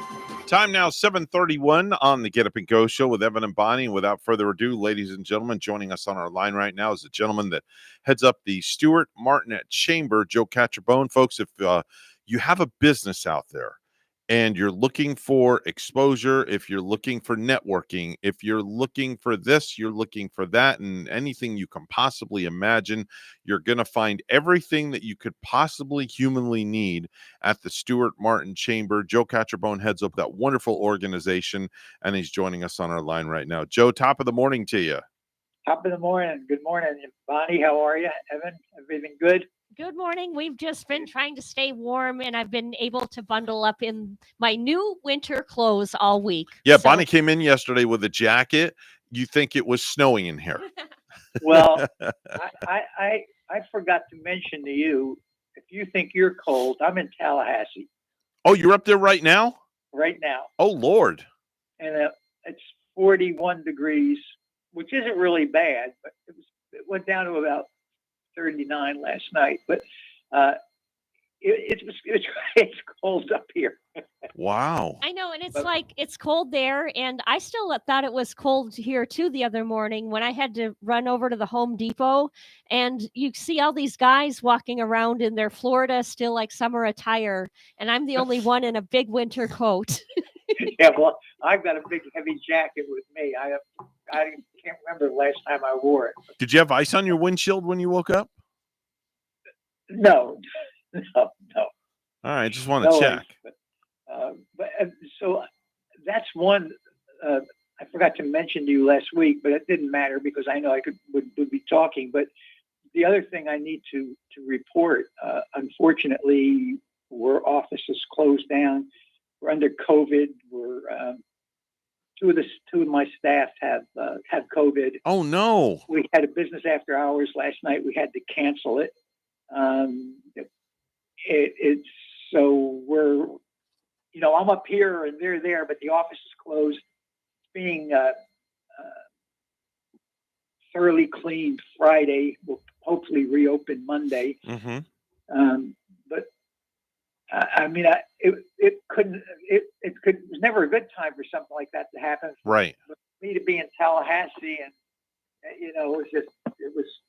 it blew my mind yesterday when I got the call. But, Are your two staff members faring okay with what they have? actually, one was exposed. Her husband and children had it. And she was exposed. Right. So she tested negative, but still Being safe. She stayed home. And then, Right. And then Tuesday, Gina got very ill in the office. She was coughing and hacking, and she went for a test, and she was positive. Uh-huh. So obviously sent her home. And Right. When I got the call, I just closed the office, shut it down, and and as I said, unfortunately, we had a business after hours last night. Yeah. So we had to get on the phone and call all the people that had made reservations, and of course, cancel with the venue. And they had already food ordered. It's just a horrible situation, but it's out of our control. Nothing we could do about it. Yeah, unfortunately, and things like that are out of your control. But I'm sure that everybody will make a speedy recovery, and everybody will get back to the office. So yeah, And we hope so. We Yeah. hope so for you and Yeah. them, Joe. Yeah. But even though we're going through, Amy's fine. She's plugging along, and we got several new members last week. Tell me about them. So yeah, so we got Garcia Company, who is a company that's building a 2,000 home project. Oh wow. Okay. Yeah, they come in as a trustee. Josh Kellum's a man named, really a nice young man, a real gentleman. Uh-huh. But anyway, they joined, and then we had a law firm, MAI law firm. Mario Inglesi is the attorney. Mm-hmm. They're in Stewart. Do we know what kind of law they practice? Title insurance, real estate, corporate and business law. Okay, very good. Yeah, that's really good. I mean, there's so many times people will call and say, "Hey, I need a business, attorney on corporate business law," and probably a lot of them do it, but they don't publicize it. But this is one of his mantra is that he does corporate and business law. Mm-hmm. Spectrum Technologies, A gentleman by the name of Chip Kenny joined. He's a consultant. He's located in Palm City. Treasure Coast Legal, Sean Plymel, I think I mentioned last week, they updated to upgraded to become a trustee member. Oh, very nice. Yeah, really nice. And then a PR firm, a young lady that worked for the county. Her name is Chloe Seaperger. She was the lobbyist for the county for the last few years. And she left the county and went into business for herself, into public relations and marketing. And so she joined. Really dynamic young lady. So again, Amy had a good week, and interest is up. People are joining the chamber, which makes me really happy, and it keeps us going and keeps our doors open, obviously. That's a very good thing. Joe, let's talk a little bit about some of the benefits, because I know it's been a while since we've touched on things like that. So let's tick through some of the different benefits that the businesses that are out there listening, if they're kind of on the fence, let's get them off that fence and over to your side of the neighborhood. Well, Evan, I really believe, and I see it more and more, that people, it's all about networking. Right. And so we've expanded our networking opportunities. As you know, we do 2 or 3 breakfasts. Mm-hmm. We do a business after hours. We do a luncheon. We have committee meetings. So what we're hearing from people, of course, we want to know why they join, what the main reason is, and most of it is because of the networking opportunities. Mm-hmm. But we do things. For instance, we're in Tallahassee right now. Right. We're up here with 40 people lobbying our legislators. Met with the and so our legislators, we met with them. So we offer opportunities like that. With I always say as a chamber exec, my charge is to make sure that businesses can conduct commerce on a level playing field, and that's to support positive, good, business-related, business-friendly legislation, and to oppose egregious legislation. So we're up here 33 strong, lobbying, meeting with our legislators. We do the same thing locally. We have a local government affairs committee. We, again, monitor what's going on with the county and make sure that everything is on, a level playing field for our members and all businesses to be able to conduct commerce on a level playing field. So we offer committee meetings. We offer seminars. We've got a great seminar coming up in February with Bill Jury on how to handle unruly or unhappy customers. And it goes on and on. We do a myriad of things that we've introduced Career Connect Martin, where we're going to be paying for 4 weeks for a trainee to go into a business at $15 an hour to help to try and create opportunities for job seekers as well as our members whose number one complaint is we can't hire qualified people. So we reach out as deeply as we can the community or wherever we need to go to, again, assist our members and make sure that business is good and they're being treated fairly. Now, there's quite a few different levels of membership, from just a basic membership to a trustee. What are the differences between the memberships? Well, we do a basic membership. Well, it's what I just explained. The trustee is the step above. They are. We do separate events for them. We give them opportunities to meet with their fellow CEOs. Right? A lot of the CEOs will say, I actually had CEO say to me one time, I said to him, why don't you come to any of our functions? Why don't you? And he and I were very friendly. Why don't you come to a lunch? He said, I don't want to sit at a table with some guy trying to sell me a copy machine. So So we offer opportunities for them to meet with themselves. We do separate functions. Okay. They get emails of significance to them, to rather than do just an email blast to the membership in general. We have 80 trustees, and they're given special attention. They send special emails. They're given especially when they come to functions, they're introduced and recognized as a trustee. They come to lunch for free. They get discounts on things that we offer, like the seminars, our gala, their discounted tickets. They get preferential seating, things of that nature. Wow, very, very nice. If people want to get a hold of you, I know there's quite a few different ways, Joe. If you could give out the different forms of contact that people need to know about. Well, obviously, the easiest way is by phone. It's our phone number is 772-287-8, and my extension is 108. But anyone on our staff obviously could help you if there's an inquiry.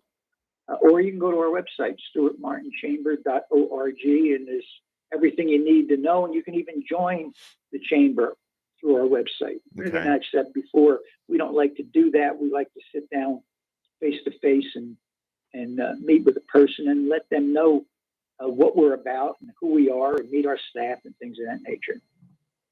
All right, very good. Joe, we thank you so much for joining us this morning.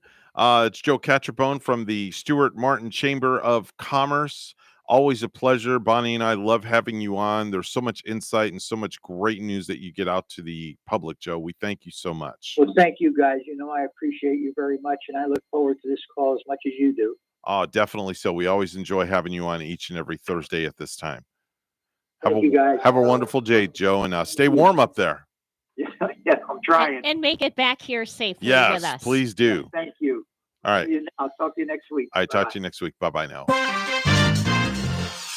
It is 7:44 right now is the time on the Get Up and Go show with Evan and Bonnie. It's time for news. So without further ado, we're going to shuffle right over to the news desk. Bonnie standing by with the headlines. Good morning, Bonnie. Good morning. Once again, Florida wildlife officials are considering steeper fines for molesting threatened gopher tortoises as the cost for rehoming them to reptile reservations outpaces penalties levied for burying them alive. With the state's development spasm, the relocation cost for tortoise remains thousands of dollars, with one consultant quoting between $5,000 and $6,000 as the going rate. At the same time, the legal punishment for destroying a gopher tortoise burrow can be as little as $500 plus court costs. In Indiantown, the village's largest development yet, Terra Lago, an 806-acre town center, an assisted living facility, and more than 2,000 single-family homes, townhomes, and apartments, is moving forward with construction after the village council approved the master plan and the first site plan last month. The project, which is expected to take 10 to 20 years to complete, would be developed in 5 phases. The council approved part of the first phase, which includes 224 single-family homes on about 70 acres of wetlands and wetland buffers, 13 acres of upland preserve area, 6 acres of lakes, and almost 18 acres of right-of-way, according to site plans. Florida's controversial abortion bill is closer to becoming law. Yesterday, the House Profession and Public Health Committee passed the measure that bans abortion in most cases after 15 weeks. It'll need to pass 2 more committees before a vote by the full House. Voting legislation that Democrats and civil rights groups argue is vital for protection failed in the Senate Wednesday night. Democrats failed to change Senate rules to bypass the filibuster, which Republicans used earlier in the night. Democratic Senator Kristen Sinema and Senator Joe Manchin voted with Republicans to preserve the filibuster. The vote was expected, but it is still a setback for President Joe Biden and his party. The president had warned that democracy is at stake if Congress didn't act.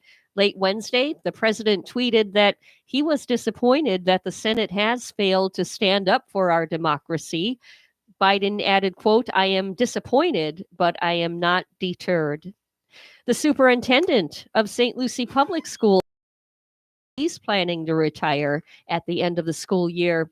E. Wayne Gent has been superintendent of the school district for 7 years. His last day will be June 30. Before joining St. Lucie Public Schools in 2015, Gent was superintendent of the school district of Palm Beach County for 4 years. Under his leadership, St. Lucie Public Schools had a historic graduation rate of 94.5% in 2021. No failing schools, and was top tier in the state for academic growth. Officials with St. Lucie Public Schools have not made any announcements about the next steps in their search for a new superintendent. Lastly, the Florida Everglades will receive what the White House calls the single largest investment in its history. The Biden administration announced yesterday that the U.S. Army Corps of Engineers will spend over $1 billion on Everglades restoration.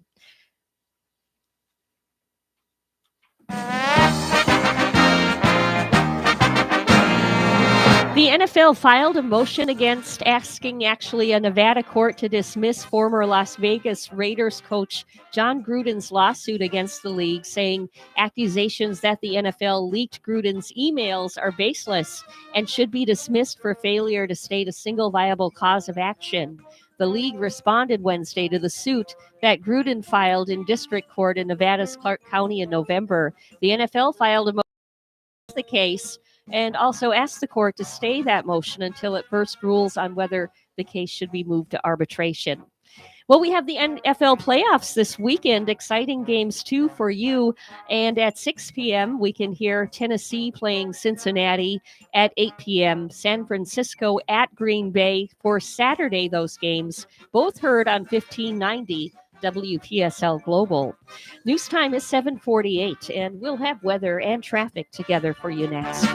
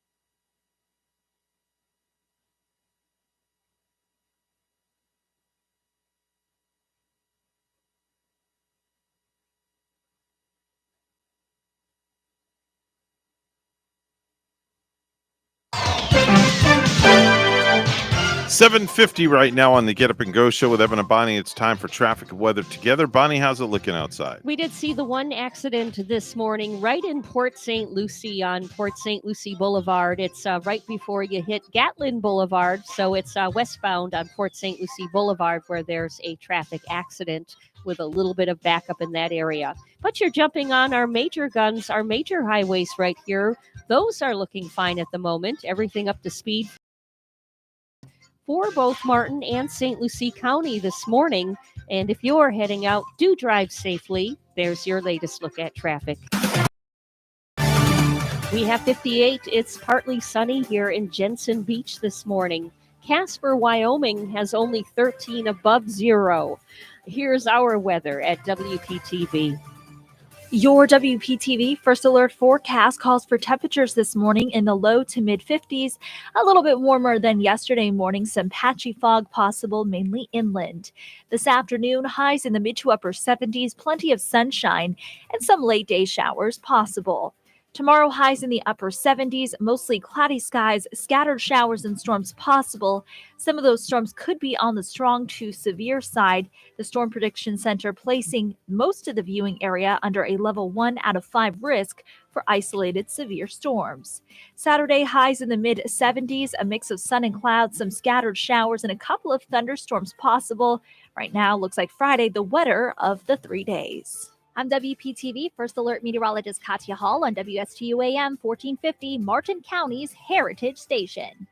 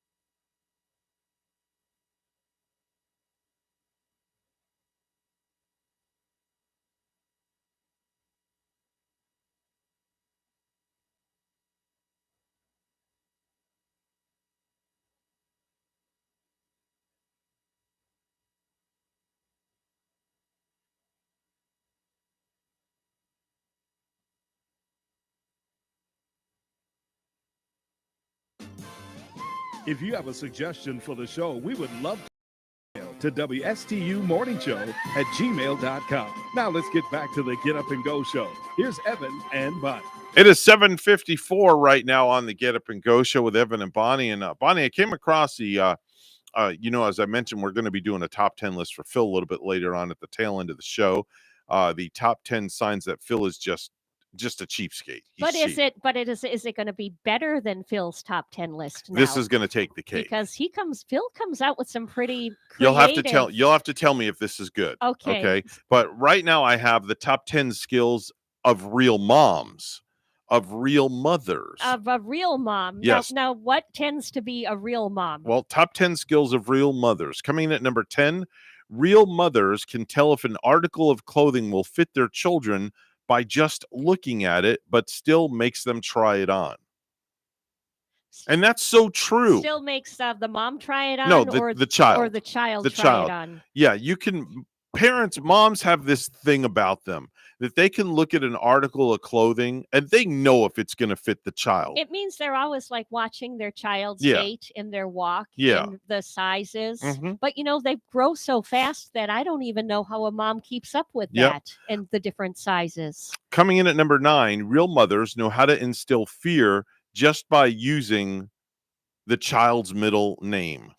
That is so true. Oh yeah, when you use one name, it's not too bad. But if you're using both the names, Yeah. your first name and You're the in name deep crap. behind it, Yeah. and then you're just your ears perk up, your skin kind of crawls. Yeah. Ooh, I remember that feeling when I was a kid. I got that all the time. Evan Allen, come here. Oh boy, did I knew I was in deep crap. And she uses the middle name. Oh, yes. Yeah. Oh, yes. Coming in at number 8, real mothers have a magic right arm that allows them to reach anywhere in a car while driving, including the trunk. Yeah, all of a sudden that mom is like the arm stretch out and she's like a Yeah. superhero or Oh, yeah. something. A super some sort of thing because that hand does get you. Yeah, It that gets arm you will go every anywhere. time. It'll go anywhere. Coming in at number 7, real mothers can change a diaper, talk on the phone, start the laundry, and vacuum all at the same time. Yeah. All at the same time. I remember trying to do that at my house when I think I was taking care of the children, Mhm. cooking, Mhm. was washing the floor, Mhm. talking on the phone. I Mhm. did have a bucket of water underneath for my floor wash, Mhm. and then ploop, the phone fell right in the water. Oh, that was not good. So I wasn't able to multitask that all. Not good. Number 6, real mothers know what a child's growth isn't measured by height or years or grade. It's marked by the progression of mama to mommy to mom. Oh, Think right. about that. Yeah, And that's yeah. true. Yeah. That's And true. what about the kids that call their mom by their first name now? Have you ever heard that? Or No, isn't I it? haven't. It's weird because once in a while I would hear these kids just refer to a lady by her Mhm. first name who's Mhm. mom, or the dad too. I've heard it. Mhm. Calling the dad by his first name, Mhm. and you kind of wonder of the history behind that, of where that ever started, and Yeah. why they're not calling her mom or him dad. Coming in at number 5, real mothers sometimes ask, "Why me?" and get their answer when a little voice just says, "Because I love you best." Coming in at number 4, real mothers don't want to know what the vacuum just sucked up. Coming in at number 3, real mothers often have sticky floors, filthy ovens, and happy children. Yeah, Number yeah. 2, The children are happy, but those appliances are never clean, so mom's never fully happy either. real mothers know that their kitchen utensils are probably in the sandbox somewhere. And number 1, You're using our dinner fork as a shovel. Yes. Good for you, young man. real mothers, number 1, real mothers don't eat quiche. They don't have time to even make it. Quiche. Yes, quiche. Oh, quiche is close to when I make my country club eggs. Yes. And lo It and does behold, remind me of quiche when you make that. It is. It does. I gotta make that one of these times here. Surprise And me. seriously, it's not that long to make. Last time you made it, it was really good. That's all I'm going to say. We'll have to do that soon. Are we Okay. having any guests in the studio soon? Not that I know Well, of. we're no. having Jay Spicer here tomorrow. Maybe for Friday.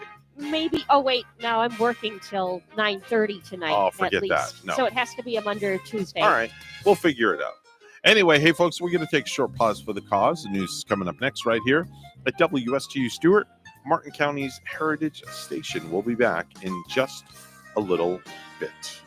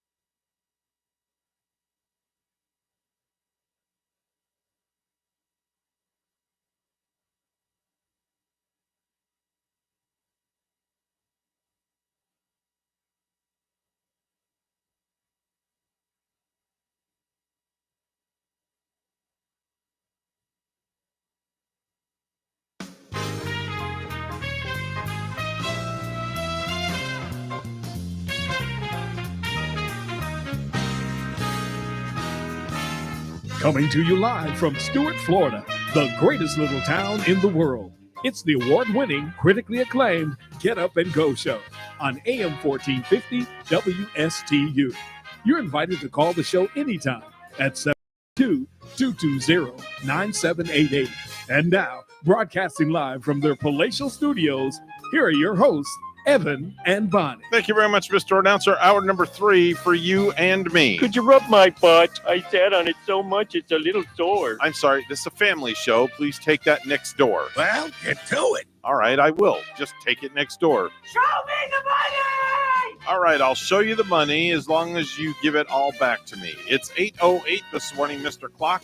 Would you do the honors, please? It's now 8:08 a.m. 8:08 a.m. and hour number 3 for you and me, Bonnie. We're one more to go and we're out of here. So with the new year, Evan, have Yeah. you started any good, healthy habits that you have held on to?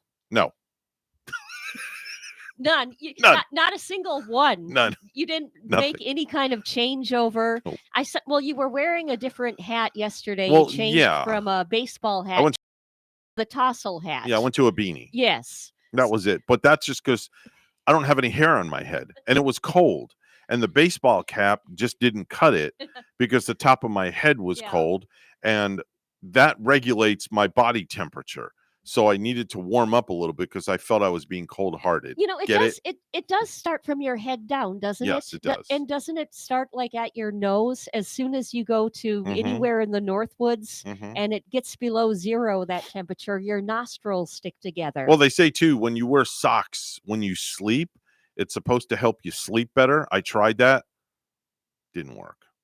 Your feet start to sweat after an hour or No, two. my socks I couldn't find my socks. They both came off my feet in the middle of the night Oh my somewhere. gosh. Yeah. Did Rachel get up and take them off in No, the I middle don't of the night? maybe she did. I don't know. So I'll have to look. So I started out a couple of All right. I started the cleaning habits out where right. every day or every other day I'm going to clean something out of my cupboard or clean this part of my house. Well, this that's a natural for me to do section, that. that section. Okay. And but I kind of haven't been on that during 2021. So this year I started that. Okay. I think the only thing I'm not keeping up is my exercise Mm. and those kind of healthy running, doing my sit-ups kind of. Yeah, but don't you run every Saturday morning? It's not enough. It's not enough. Okay. I know it's in my heart. It's in my plan where I have to do more. Okay. I need more of that exercise for my quality of life. Okay. But there are a few morning habits that'll make you feel like a real adult now. Okay. Morning habits, the little things you do, but not like chugging whiskey on your way to work.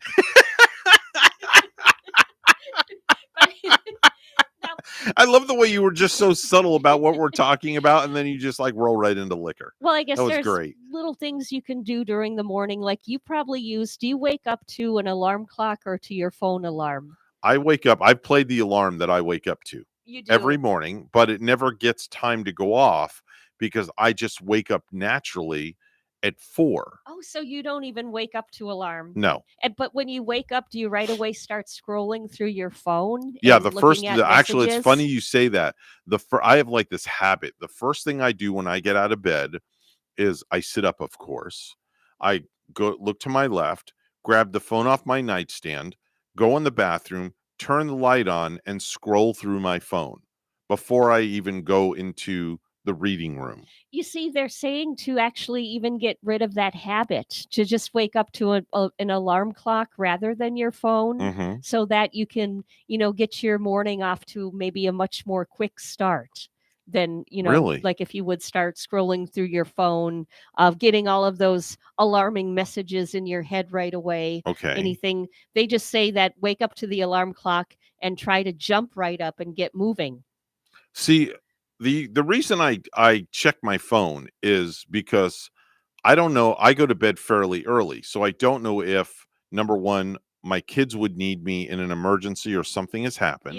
Yeah. Number two, I have a possible customer or client that's either texting me or calling me for my business. So that way it might be needed. Yeah, You that's the reasons you I might check. not even get a break from that. I And, never and some do. folks might not in that matter. I'd be afraid, Bonnie. I'd be very honest with you. I would be afraid to turn my phone off for 24 hours. Really? I am dead serious. I would literally, I can't do that. You see, I could I easily can't. do it. I would love to not have that phone hooked and straddled on me, especially if I'm out shopping and I have groceries, I have purses, items in my hand. When that phone goes off, I get startled and I'm not answering it because I just sometimes I just need a break from it. And Evan, 24 hours without it, I really think I could do it. I But see, think I would look forward to it. that's you because you're not emotionally attached to the phone like I am. No, I I'm don't not. think I could turn this off for 24 hours So, because I'm yeah. so emotionally attached to it. So some more habits that will make you feel more like a real adult. They Okay. say to start with 30 seconds of gratitude, that being thankful is good for you and it doesn't take long. Just take a minute to be thankful for something in your life, I even if agree. it's a little thing. I agree. And that's something I've learned as I have gotten older, up in years, so to speak. I have found myself being more polite, more courteous, more thankful, as you said, more appreciative. More thoughtful too. Yeah. Just kind of thinking things over and Yeah. thinking of others. Yeah. Set a daily intention, or even better, set 3. Think of a few things you want to accomplish during the day. They don't have to be big, they just need to be realistic. And that's kind of like me getting to my little things like my garage I started with, the cupboards, every little space in my house, just taking it one at a time, setting goals. That's great. Great ideas there. Start your morning off by drinking a glass of water. I thought you were going to say wine. With Some people do that. cheese. Wine and cheese. You have all that fat and alcohol then Oh, floating Lord. through your arteries through the rest of the day. I But don't no, drink anything in the morning. That's the other thing. The first thing I have to drink is at 8:30 every morning when I drink my orange juice and I have my breakfast in the morning here with you. yeah. Oh, that's the first thing that The you first are thing I eat and the first thing drinking. that I drink. Doesn't it vary at all? Like you at home in the morning before you come here and say, Mhm. I need something. No. I allow myself just enough time to roll out of the bed, go to the bathroom, get dressed, sit down at my desk in my office for 5 minutes, and out the door at 4:30. Ooh, you have a pattern then. I do. Just a pattern that If you I'm don't out want to the go door, off. yeah, if I'm out the door at 4:31, this is the God's honest truth. If I'm out the door at 4:31, it throws my morning completely in a tizzy. Okay, so is this like one time where you could say maybe you don't want to have your phone anymore and you could throw it in the water? Evan, what if you were in that pattern of doing your morning thing and your phone rings? Doesn't that just kind of set you off? I mean, Well, if the phone were to ring when I'm in my morning pattern yes. of getting out the door to go to work, I would just simply put it on speakerphone and walk and talk at the same time because I'm a multitasker. It's coming with you. So it would not throw my routine off, so to speak. And the last thing to make you feel like a real adult, just changing your morning routine is what I mentioned earlier. It's exercise. And I've even thought about getting up, usually I'm getting up at 3:30 a.m. I thought about getting up at about 2:45. You get and up earlier than me? I thought about running for like maybe a half hour before I start getting ready. Wow. I like to do my runs early, but I don't know if I can get up and run like that in the middle of the night. I see these people every morning when I drive to work. It's a gentleman and either his wife, his girlfriend, roommate, whoever it is. It's a male and a female. He's on the bike and she's running next to him on the sidewalk. And what time Every of the morning? morning at 4:17. That's awesome. Literally, You see- because I'm out the door. No, I'm Uh-huh. sorry. My bad. I'm sorry. I leave the house at 4:30. So like around 4:33, 34, 35 on Becker Road. Yes. There's a guy and a girl. The guy's on the bike. He's got this bright LED light. Uh-huh. And they're always coming at the traffic Well, right on the sidewalk, and Yeah. I see them every single morning. It must be husband and wife. It's gotta out be. doing it together, Yeah. and maybe they're one of the many people that got on a new routine for the new year, Mhm. and they're actually doing it Mhm. and keeping it up. Yeah. That's awesome. I like to see it when they're exercising together. Now, you said that you get up at 3:30 in the morning? 3:30. Wow. 3:35 this morning. Actually, I was in a dead sleep, and my alarm went off at 3:35. Wow. I thought I got up early at 4:15 or 4 a.m. Oh yeah. Man, yeah, you yeah. got me beat by a mile. But I think you're out the door earlier than I am. Yeah, because I get yes. here earlier. Yeah. Just a tad bit earlier to fire all the gear up and everything. But yeah, that's wow, 3:30. No, Man, I'm up very that's early because Oof. I don't want to be hurried. Hats You know, off to you on you that gotta- one. It seems like you got to do a million little things in the morning. There's just Mhm. like a million little things you got to do and you got to take care of. And sometimes you're hit with something that's not in your routine, like like if the cat throws up a hairball. then you're no, then serious. Then you're looking for. Leave it for Gary No, I never do that. And then you're looking for paper towels that maybe you're to out clean of. up the hairball. So then you got to go look for some toilet paper that you're out of. Oh. And then you got to resort to a coffee filter and pick it up with that. It's Wait a minute. Let me stop you there. What happens? I don't know if you realize where I'm going to go with this. Okay, let's try. All right. What happens? You go to the bathroom and there's no paper towels and there's no paper. Do you resort to the coffee filter? Either that or I'm pulling my pants down and getting back into the shower for some shower cleaning fast.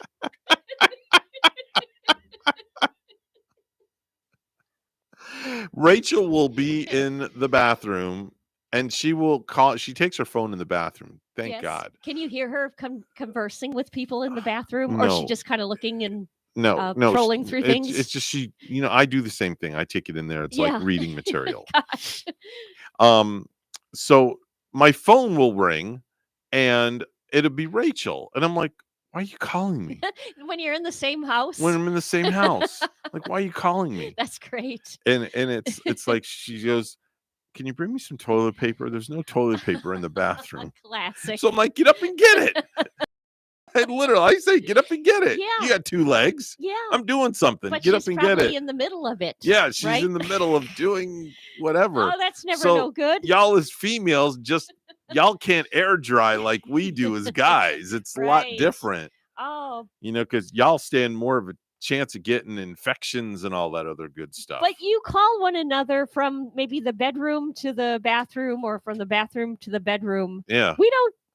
I can't remember doing that. I Yeah. don't know if we've ever done that. Yeah, we do that all the time. Just because, Rachel's hearing impaired, and when she doesn't have her hearing aids in, I can yell top my lungs, and she just won't hear me. Oh man. Yeah.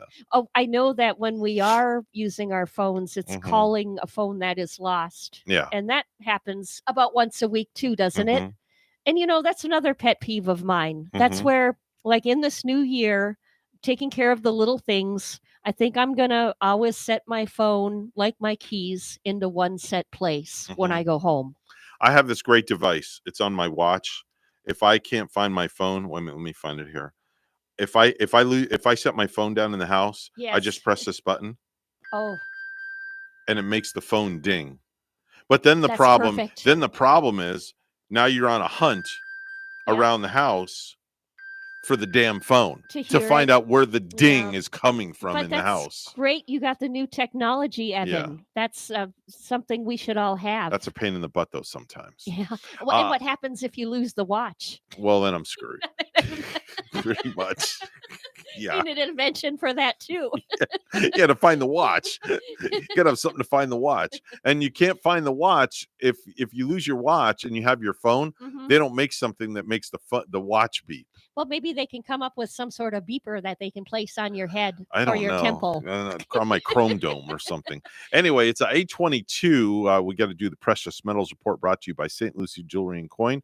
Gold's at $1,841.40 an ounce. Silver opening up $24.16 an ounce. That's precious metals report. It's all brought to you by our good friend St. Lucie Jewelry and Coin.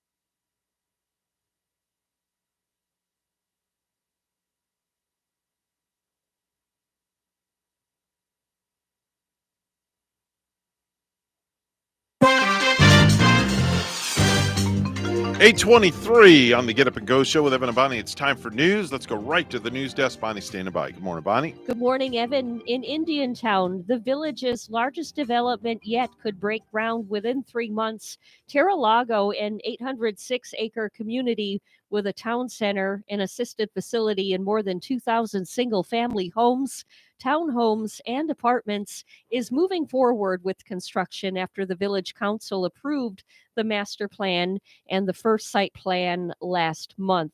The project, which is expected to take 10 to 20 years to complete, would be developed in 5 phases.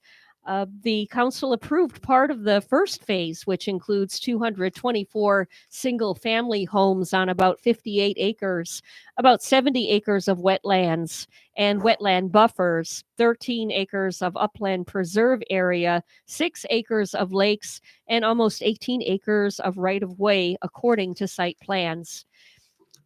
There will be extra security today at a high school in Central Florida. A shooting at Seminole High School in Sanford yesterday left an 18-year-old student hospitalized with non-life-threatening injuries and a 16-year-old student in custody. Centers around a young lady or dispute over a young lady in school. Presently, we have no information period that this is a gang-related situation. Zero. There's nothing to identify that. Sanford Police Chief Cecil Smith. Miami's fired former police chief suing the city and 3 commissioners claiming they violated his First Amendment rights and retaliated against him for calling out corruption. Commissioner Manolo Rise says Art Acevedo's claims are absolutely untrue. I personally, I work on all the investigations that are taking place, and I'm looking forward to handle this matter in court. The superintendent of St. Lucie Public Schools announced Wednesday he's planning to retire at the end of the year.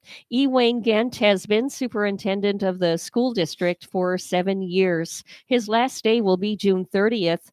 And before joining St. Lucie Public Schools in 2015, Gent was superintendent of the school district of Palm Beach County for 4 years. Under Gent's leadership, St. Lucie Public Schools had a historic graduation rate of 94.5% in 2021, no failing schools, and was top tier in the state for academic growth. Officials with St. Lucie Public Schools have not made any announcements about the next steps in their search for a new superintendent.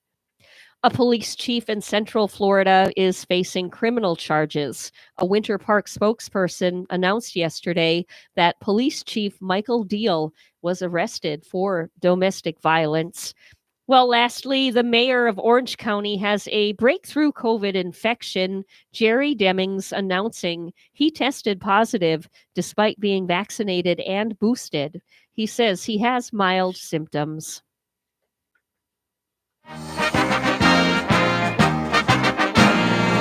NBC Sports won't be heading to China to report the Beijing Olympics because of COVID-19 concerns.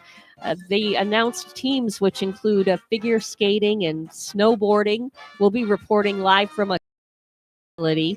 NBC's Olympics host Mike Tirico is still attending the opening ceremony on February 4th, but he can't stay long because he's hosting the Super Bowl on the 13th, which I am praying and hoping the Green Bay Packers will be playing in.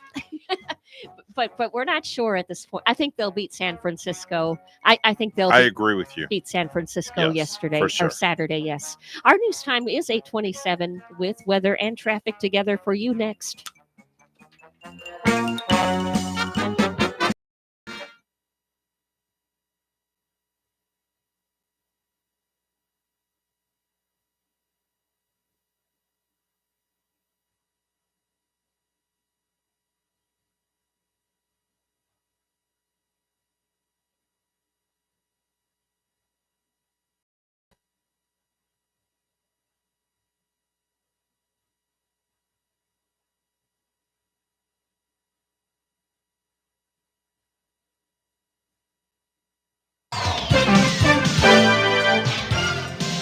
$8:28, the time right now on the Get Up and Go show with Evan and Bonnie. It's time for traffic and weather together. Bonnie? Well, we're bringing up the latest here at the moment from the Florida Highway Patrol, and what we're seeing is everything moving smoothly now and looking quite clear along the Treasure Coast. Not finding our accidents on US Highway 1. Major highways nice and clear for us right here this morning.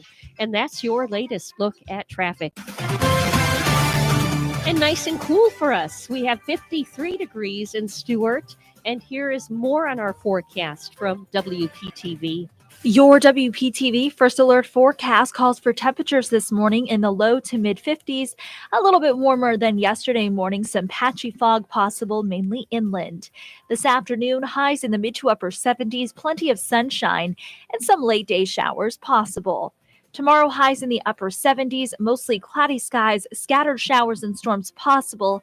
Some of those storms could be on the strong to severe side. The Storm Prediction Center placing most of the viewing area under a level 1 out of 5 risk for isolated severe storms.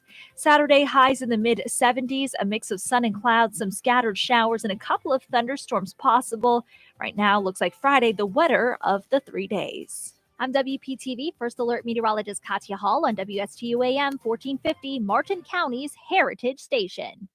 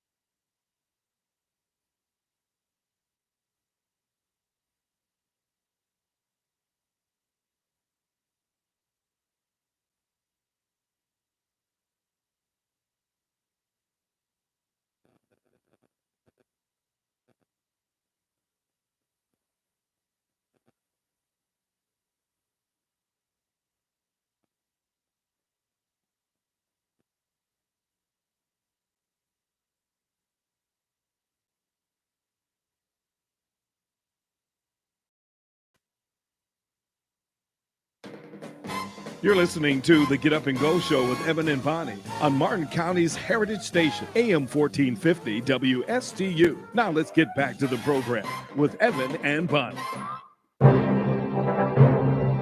8:32 is your time right now on the Get Up and Go Show with Evan and Bonnie. It's time for the Space Report. Without further ado, Captain Randy Siegel, how are things looking from the spaceship? They're looking good in their neighborhood. Very good. Yes, sir. Well, on this date in history, back in 1966, NASA used a boilerplate Apollo spacecraft to understand how they would safely remove that vehicle from the top of a rocket should there be an emergency situation, and that test went extremely well for the abort of an Apollo spacecraft. And then in 1978, Russia launched its first Progress supply ship to the International Space Station. The supply ship would bring fuel and equipment to the space station. Well, you have problems going on in Kazakhstan. The Kazakhstani president, Kazym-Jomart Tokayev, has fired his special envoy to the Russian-leased Baikonur spaceport. No reason was given for this firing, but there has been an uprising taking place at Baikonur, and the Russians are saying that they will not have any problems using that field in the future. Russia has leased the complex in Kazakhstan until 2050. And now the hope is that there will be no more problems that will take place that will cause the Russians to doubt their ability to launch and recover spacecrafts that would launch on the steppes of Kazakhstan. Well, we're getting ready right now for a launch to take place shortly from the Cape. That launch opportunity will be an Atlas V rocket that will launch tomorrow. The launch is currently scheduled for 2 p.m., and it'll carry 2 satellites into geosynchronous orbit. That's where it'll hover in one place above the Earth, looking down to make sure new rockets are not launched, or if they are launched, to know where they're launched from throughout the world. So far, the weather is cooperating, and we should have about an 80% chance of that launch taking place tomorrow. The astronauts on board the International Space Station continue doing good work on board. Anton Sheplerev and Pyotr Dubrov concluded a long spacewalk that outfitted the Nokia multi-purpose laboratory module and the Petrel module for future visiting craft. Everything went well during their time out in space, even though they did have a couple of setbacks due to equipment that wasn't working exactly right. Some of the bolts were a little bit more difficult to undo, but they were still able to do what they needed to do. Additional spacewalks were planned for this spring to outfit a European robotic arm on the Nokia laboratory and to activate Nokia's airlock for future spacewalk activity. We also know that SpaceX will be launching Dragon vehicles that will carry foreign astronauts to the International Space Station. The cost of a seat will be $80 million on a Russian Soyuz and $58 million on the SpaceX Dragon spacecraft. So if you want to fly, it's going to cost you to do so. NASA currently does supply vehicles for companies to launch. As an example, they've delayed the mission of the Axiom X-1 mission from February 21st to no earlier than March 31st, a 1-month delay. This was caused by astronaut training and all the activity that's going on at the International Space Station. It's a private mission that's being funded by the individuals themselves. Each individual is paying about $55 million for the privilege to go to the International Space Station on about a 12-day mission. Former NASA astronaut Michael Lopez Allegra will be the commander of the vehicle that will carry Larry Connor, Mark Pathé, and Eton Skibble. All of the businessmen have paid their millions of dollars to fly to the International Space Station. But they can't fly except when they have a coordinated effort that says when the vehicles will be available and a spot will be available on the docking. Dragon vehicles, if this continues, will launch about 18 days apart. You'll have a government one and a private one headed for the space station. NASA and Boeing continue to make progress towards an upcoming Starliner orbital test flight. This orbital test flight will say whether or not the Boeing vehicle is ready for an uncrewed mission. The test flight will carry the capsule to the International Space Station for docking. The first time they attempted to do this, a software and a hardware problem prevented that from happening. Now, they believe they have corrected all of these problems. They have changed out the service module for the Starliner for one that would have been used on a regular mission, and they're now in a position to fly. They're working towards a May launch. If everything goes well, that'll take place, and then the United States hopefully will have two vehicles that we can launch to the International Space Station. In case something happens to Dragon, we can go with the Boeing vehicle. NASA's safety advisors are calling for the agency to re-examine how it manages human spaceflight programs and to reflect changes in the relationship with industry and better run its core exploration effort. The central theme of the annual report of the Aerospace Safety Advisory Panel was that NASA has to spend additional time understanding the needs of the vehicles, the time it needs to fix them, and the time it will spend in space. Essentially, this becomes the watchstone for how quickly we can send additional payloads to the International Space Station. It also is a blueprint for how we're going to manage spacecrafts when we go to the moon. Lastly, we want to tell you that Japan has delayed even further the launch of its new flagship rocket, the H-3, for at least another year. Tomorrow we'll tell you about what the astronauts are doing and what NASA hopes to do with the space station in the future. So until then, have a great day, everybody. And have a great day as well. Captain Randy Siegel with time to head on over to Ellie's Downtown Deli, where Bonnie's got some delectable treats for you this morning. Bonnie? Yeah, and if you want to make it a salad today, maybe enjoy a hearty one. Included is a buffalo chicken Caesar salad. They'll deliver it fresh to your workplace if you work in the Stewart area today, too, by calling Ellie's Deli. In a buffalo chicken Caesar salad, you get fresh romaine that is topped with your oven-roasted chicken and tossed in buffalo sauce, chopped celery, gorgonzola cheese, Parmesan, tomatoes, and croutons. Ellie's Deli, too, serves up an amazing Mrs. Peters fish dip. It's served with jalapenos, tomatoes, red onions.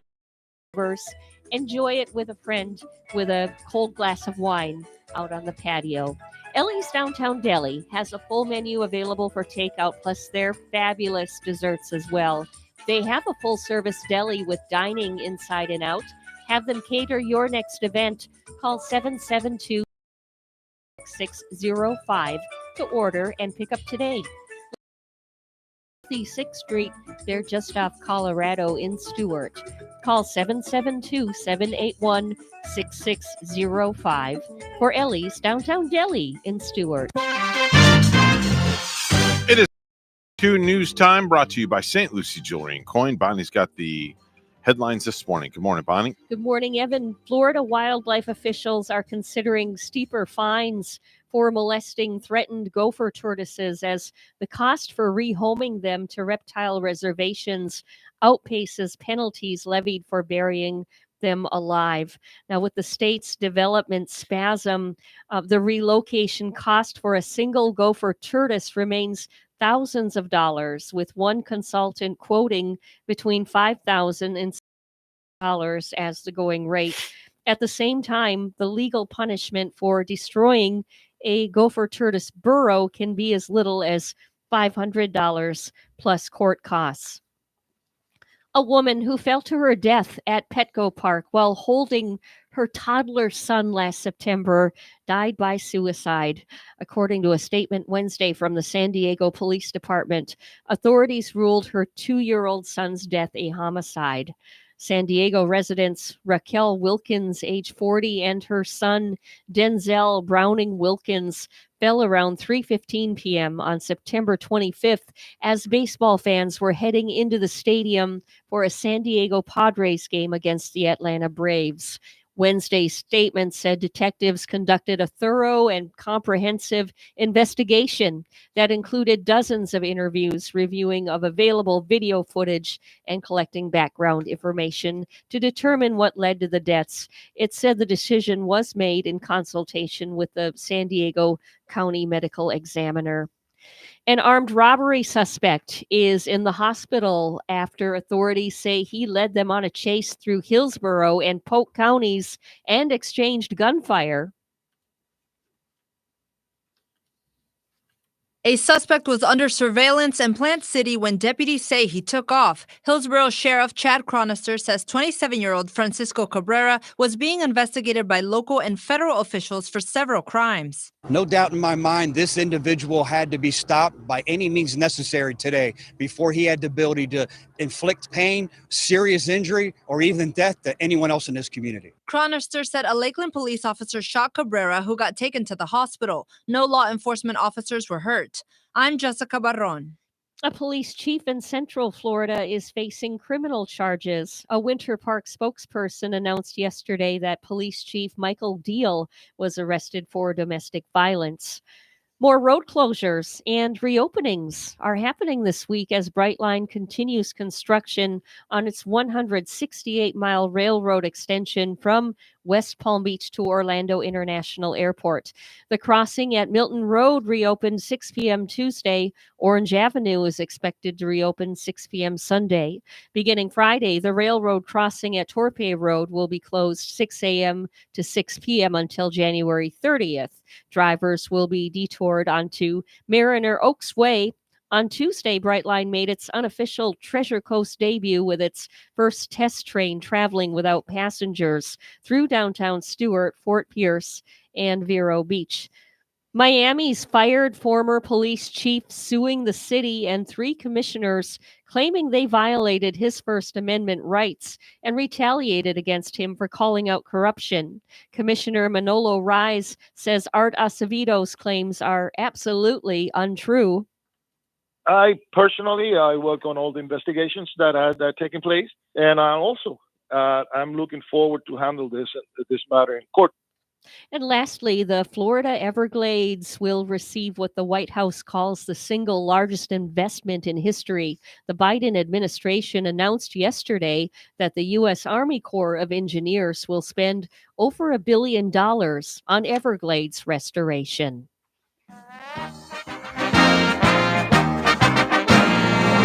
Well, Joel Embiid tied his career high with 50 points in just 27 minutes, leading a dominant third quarter that carried the Philadelphia 76ers to a 123-110 victory over Orlando Magic on Wednesday night. Embiid also had 12 rebounds and 3 blocks while making 17 of 23 field goals and 15 of 17 free throws. NBA also winning last night were the Indiana Pacers over the Lakers by a score of 111-104. We also had the Boston Celtics upsetting the Hornets 111-102 yesterday. And what a close game with weather and traffic together next.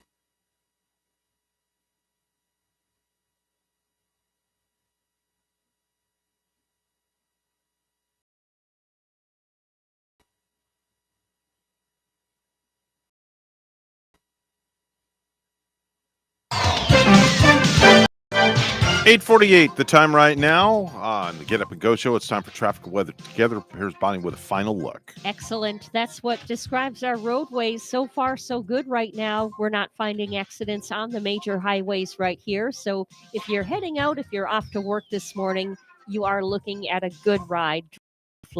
There's your latest look at traffic.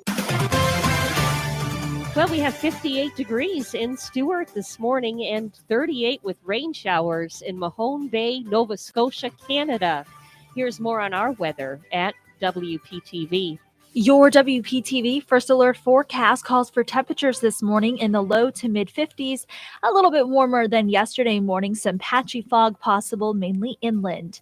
This afternoon, highs in the mid to upper 70s, plenty of sunshine, and some late day showers possible. Tomorrow, highs in the upper 70s, mostly cloudy skies, scattered showers and storms possible. Some of those storms could be on the strong to severe side. The Storm Prediction Center placing most of the viewing area under a level 1 out of 5 risk for isolated severe storms. Saturday, highs in the mid 70s, a mix of sun and clouds, some scattered showers, and a couple of thunderstorms possible. Right now, looks like Friday, the wetter of the 3 days. I'm WPTV First Alert Meteorologist Katya Hall on WSTU AM 1450, Martin County's Heritage Station.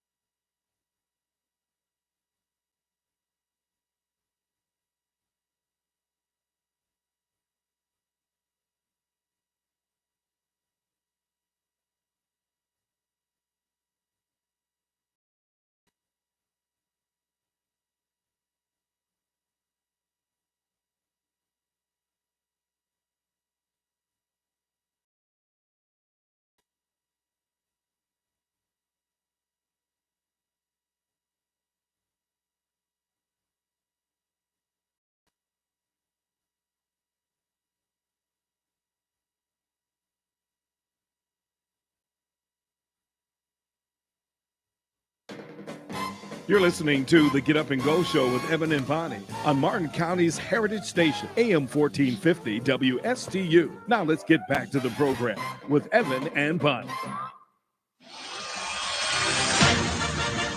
And now, without further ado, ladies and gentlemen, boys and girls, and my work wife, it's time for today's top 10 list of the top 10 signs that Phil is cheap.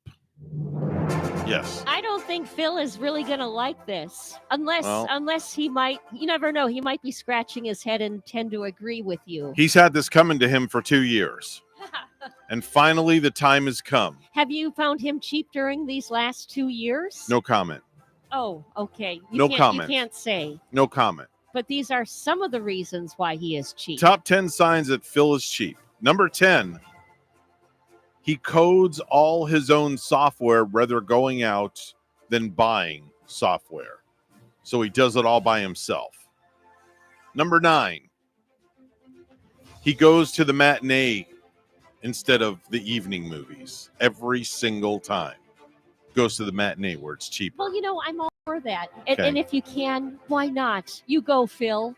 Coming in at number 7, his family gets presents a week after Christmas because he loves the 50% discount. So they get their presents late. Yeah. Sure. Coming in at number 7, he takes the pennies from the container next to the cash register. Coming in at number 6, he hasn't purchased a name brand product in the past 10 years. Yeah. He uses all generics. Yeah. Yeah. Coming in at number 5, he is completely outraged when the price of a can of soda goes up by just 5 cents. He can't get his Bang soda. Yeah, that his way Bang then. soda goes up by 5 cents. It puts him into a tizzy.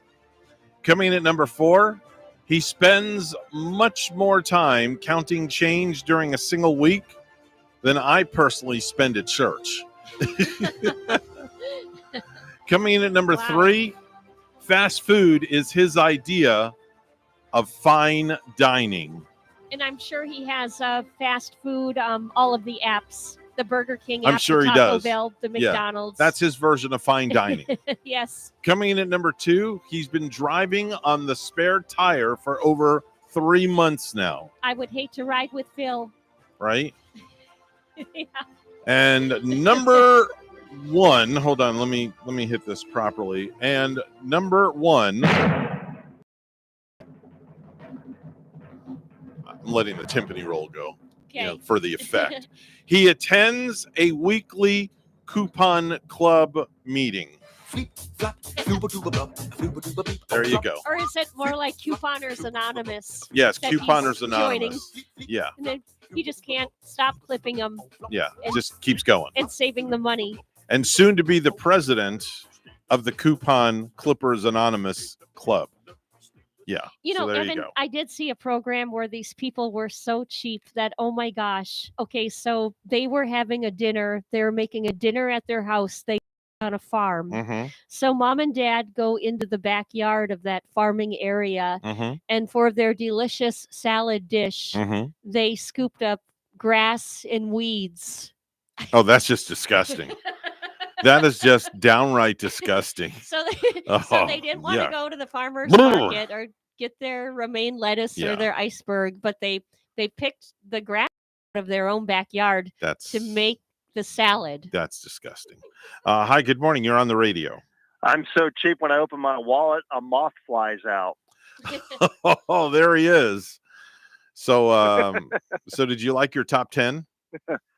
Not bad. That didn't come from the home office, though, but okay. Well, that came from my home office. That did not come from your home office. It came from my home office. The home office is in Yeehaw Junction. Yeah, that did not come from Yeehaw Junction. Oh, That okay. came from around the corner and up the Grove Lane. There you go. Yeah, of course it did. And Evan mentioned to you about being cheap of only going to the matinee, Phil, at the movie theater, and you can Yeah. be even cheaper. Not only see the matinee, but rock and roll, stay in the show all day, and go see the movie at night without walking out and repaying. I have known people to do that, Bonnie, where they go to the movies. They go in one movie, right? Then they walk out the door, go into the next theater, I and know. catch the next movie. You know, and why not? Why not just stay at the movie theater all day Right. if you're a movie buff? And I wonder if anybody ever even catches that. I've done that once when I was a teenager, and that was it because there was like so many great movies at that point. I think Total Recall and Pretty Woman were all out at that time. Oh yeah, it's. I think it's perfect. Like if you're a teen, if you love the movies and you don't have anything better to do, or you don't want to get home to have to clean your room, just hang out in there all day. What Phil, the heck? are you one of those people that will bring a Ziploc bag of popcorn to the movies? I do not. No, my wife does, but I don't. Really? Yes. Wow. Just throw Veronique under the bus. You know what? Oh, absolutely. It's okay, Veronique, because I've thought about it before. Never Okay. have done it, but I've thought of. But seriously, I like the AMC movie theater popcorn too much, where I have to purchase it there. I'm guilty of bringing my own box of Raisinets. That's okay. There's though. nothing like watching a movie And without a there's- box of Raisinets. And there's nothing wrong with that either, Evan. You sure? Yeah. Well, I was a big snow cap guy, and then all of a sudden something changed, and then it went to Twizzlers. So No. I got to have Twizzlers when I'm watching a movie now. Okay. You got to have a little something, and the AMC theater popcorn is supposed to be. You should be able to purchase that soon out in stores, if not All right. already. Hey, Phil, just don't be a cheapskate. Next time you come here, don't bring day-old donuts or recycled coffee for Bonnie, okay? You can pick us some lettuce, make us fresh salad, Yeah, go fresh from your salad. backyard. There you go. That'll You ain't work. going to get no salad out of me. That's That's why too they healthy. call him Phil. call Have me a great Phil. day, Phil. See Bye, you later. guys. All right. Well, that's a wrap for us, Bonnie. Another great show in the can, and another one around the corner in 21 hours from now. Remember, in the words of Dr. John Maxwell, if you have good values on the inside, you won't look for validation on the outside. And enjoy the sunshine that we're having with Friday right around that corner. That's right, folks. Make it a great day. We'll see you back here tomorrow morning, 6 a.m. bright and early on the Get Up and Go Show. We're WSTU Stewart, Martin County's Heritage Station. Have a great day. That's all, folks.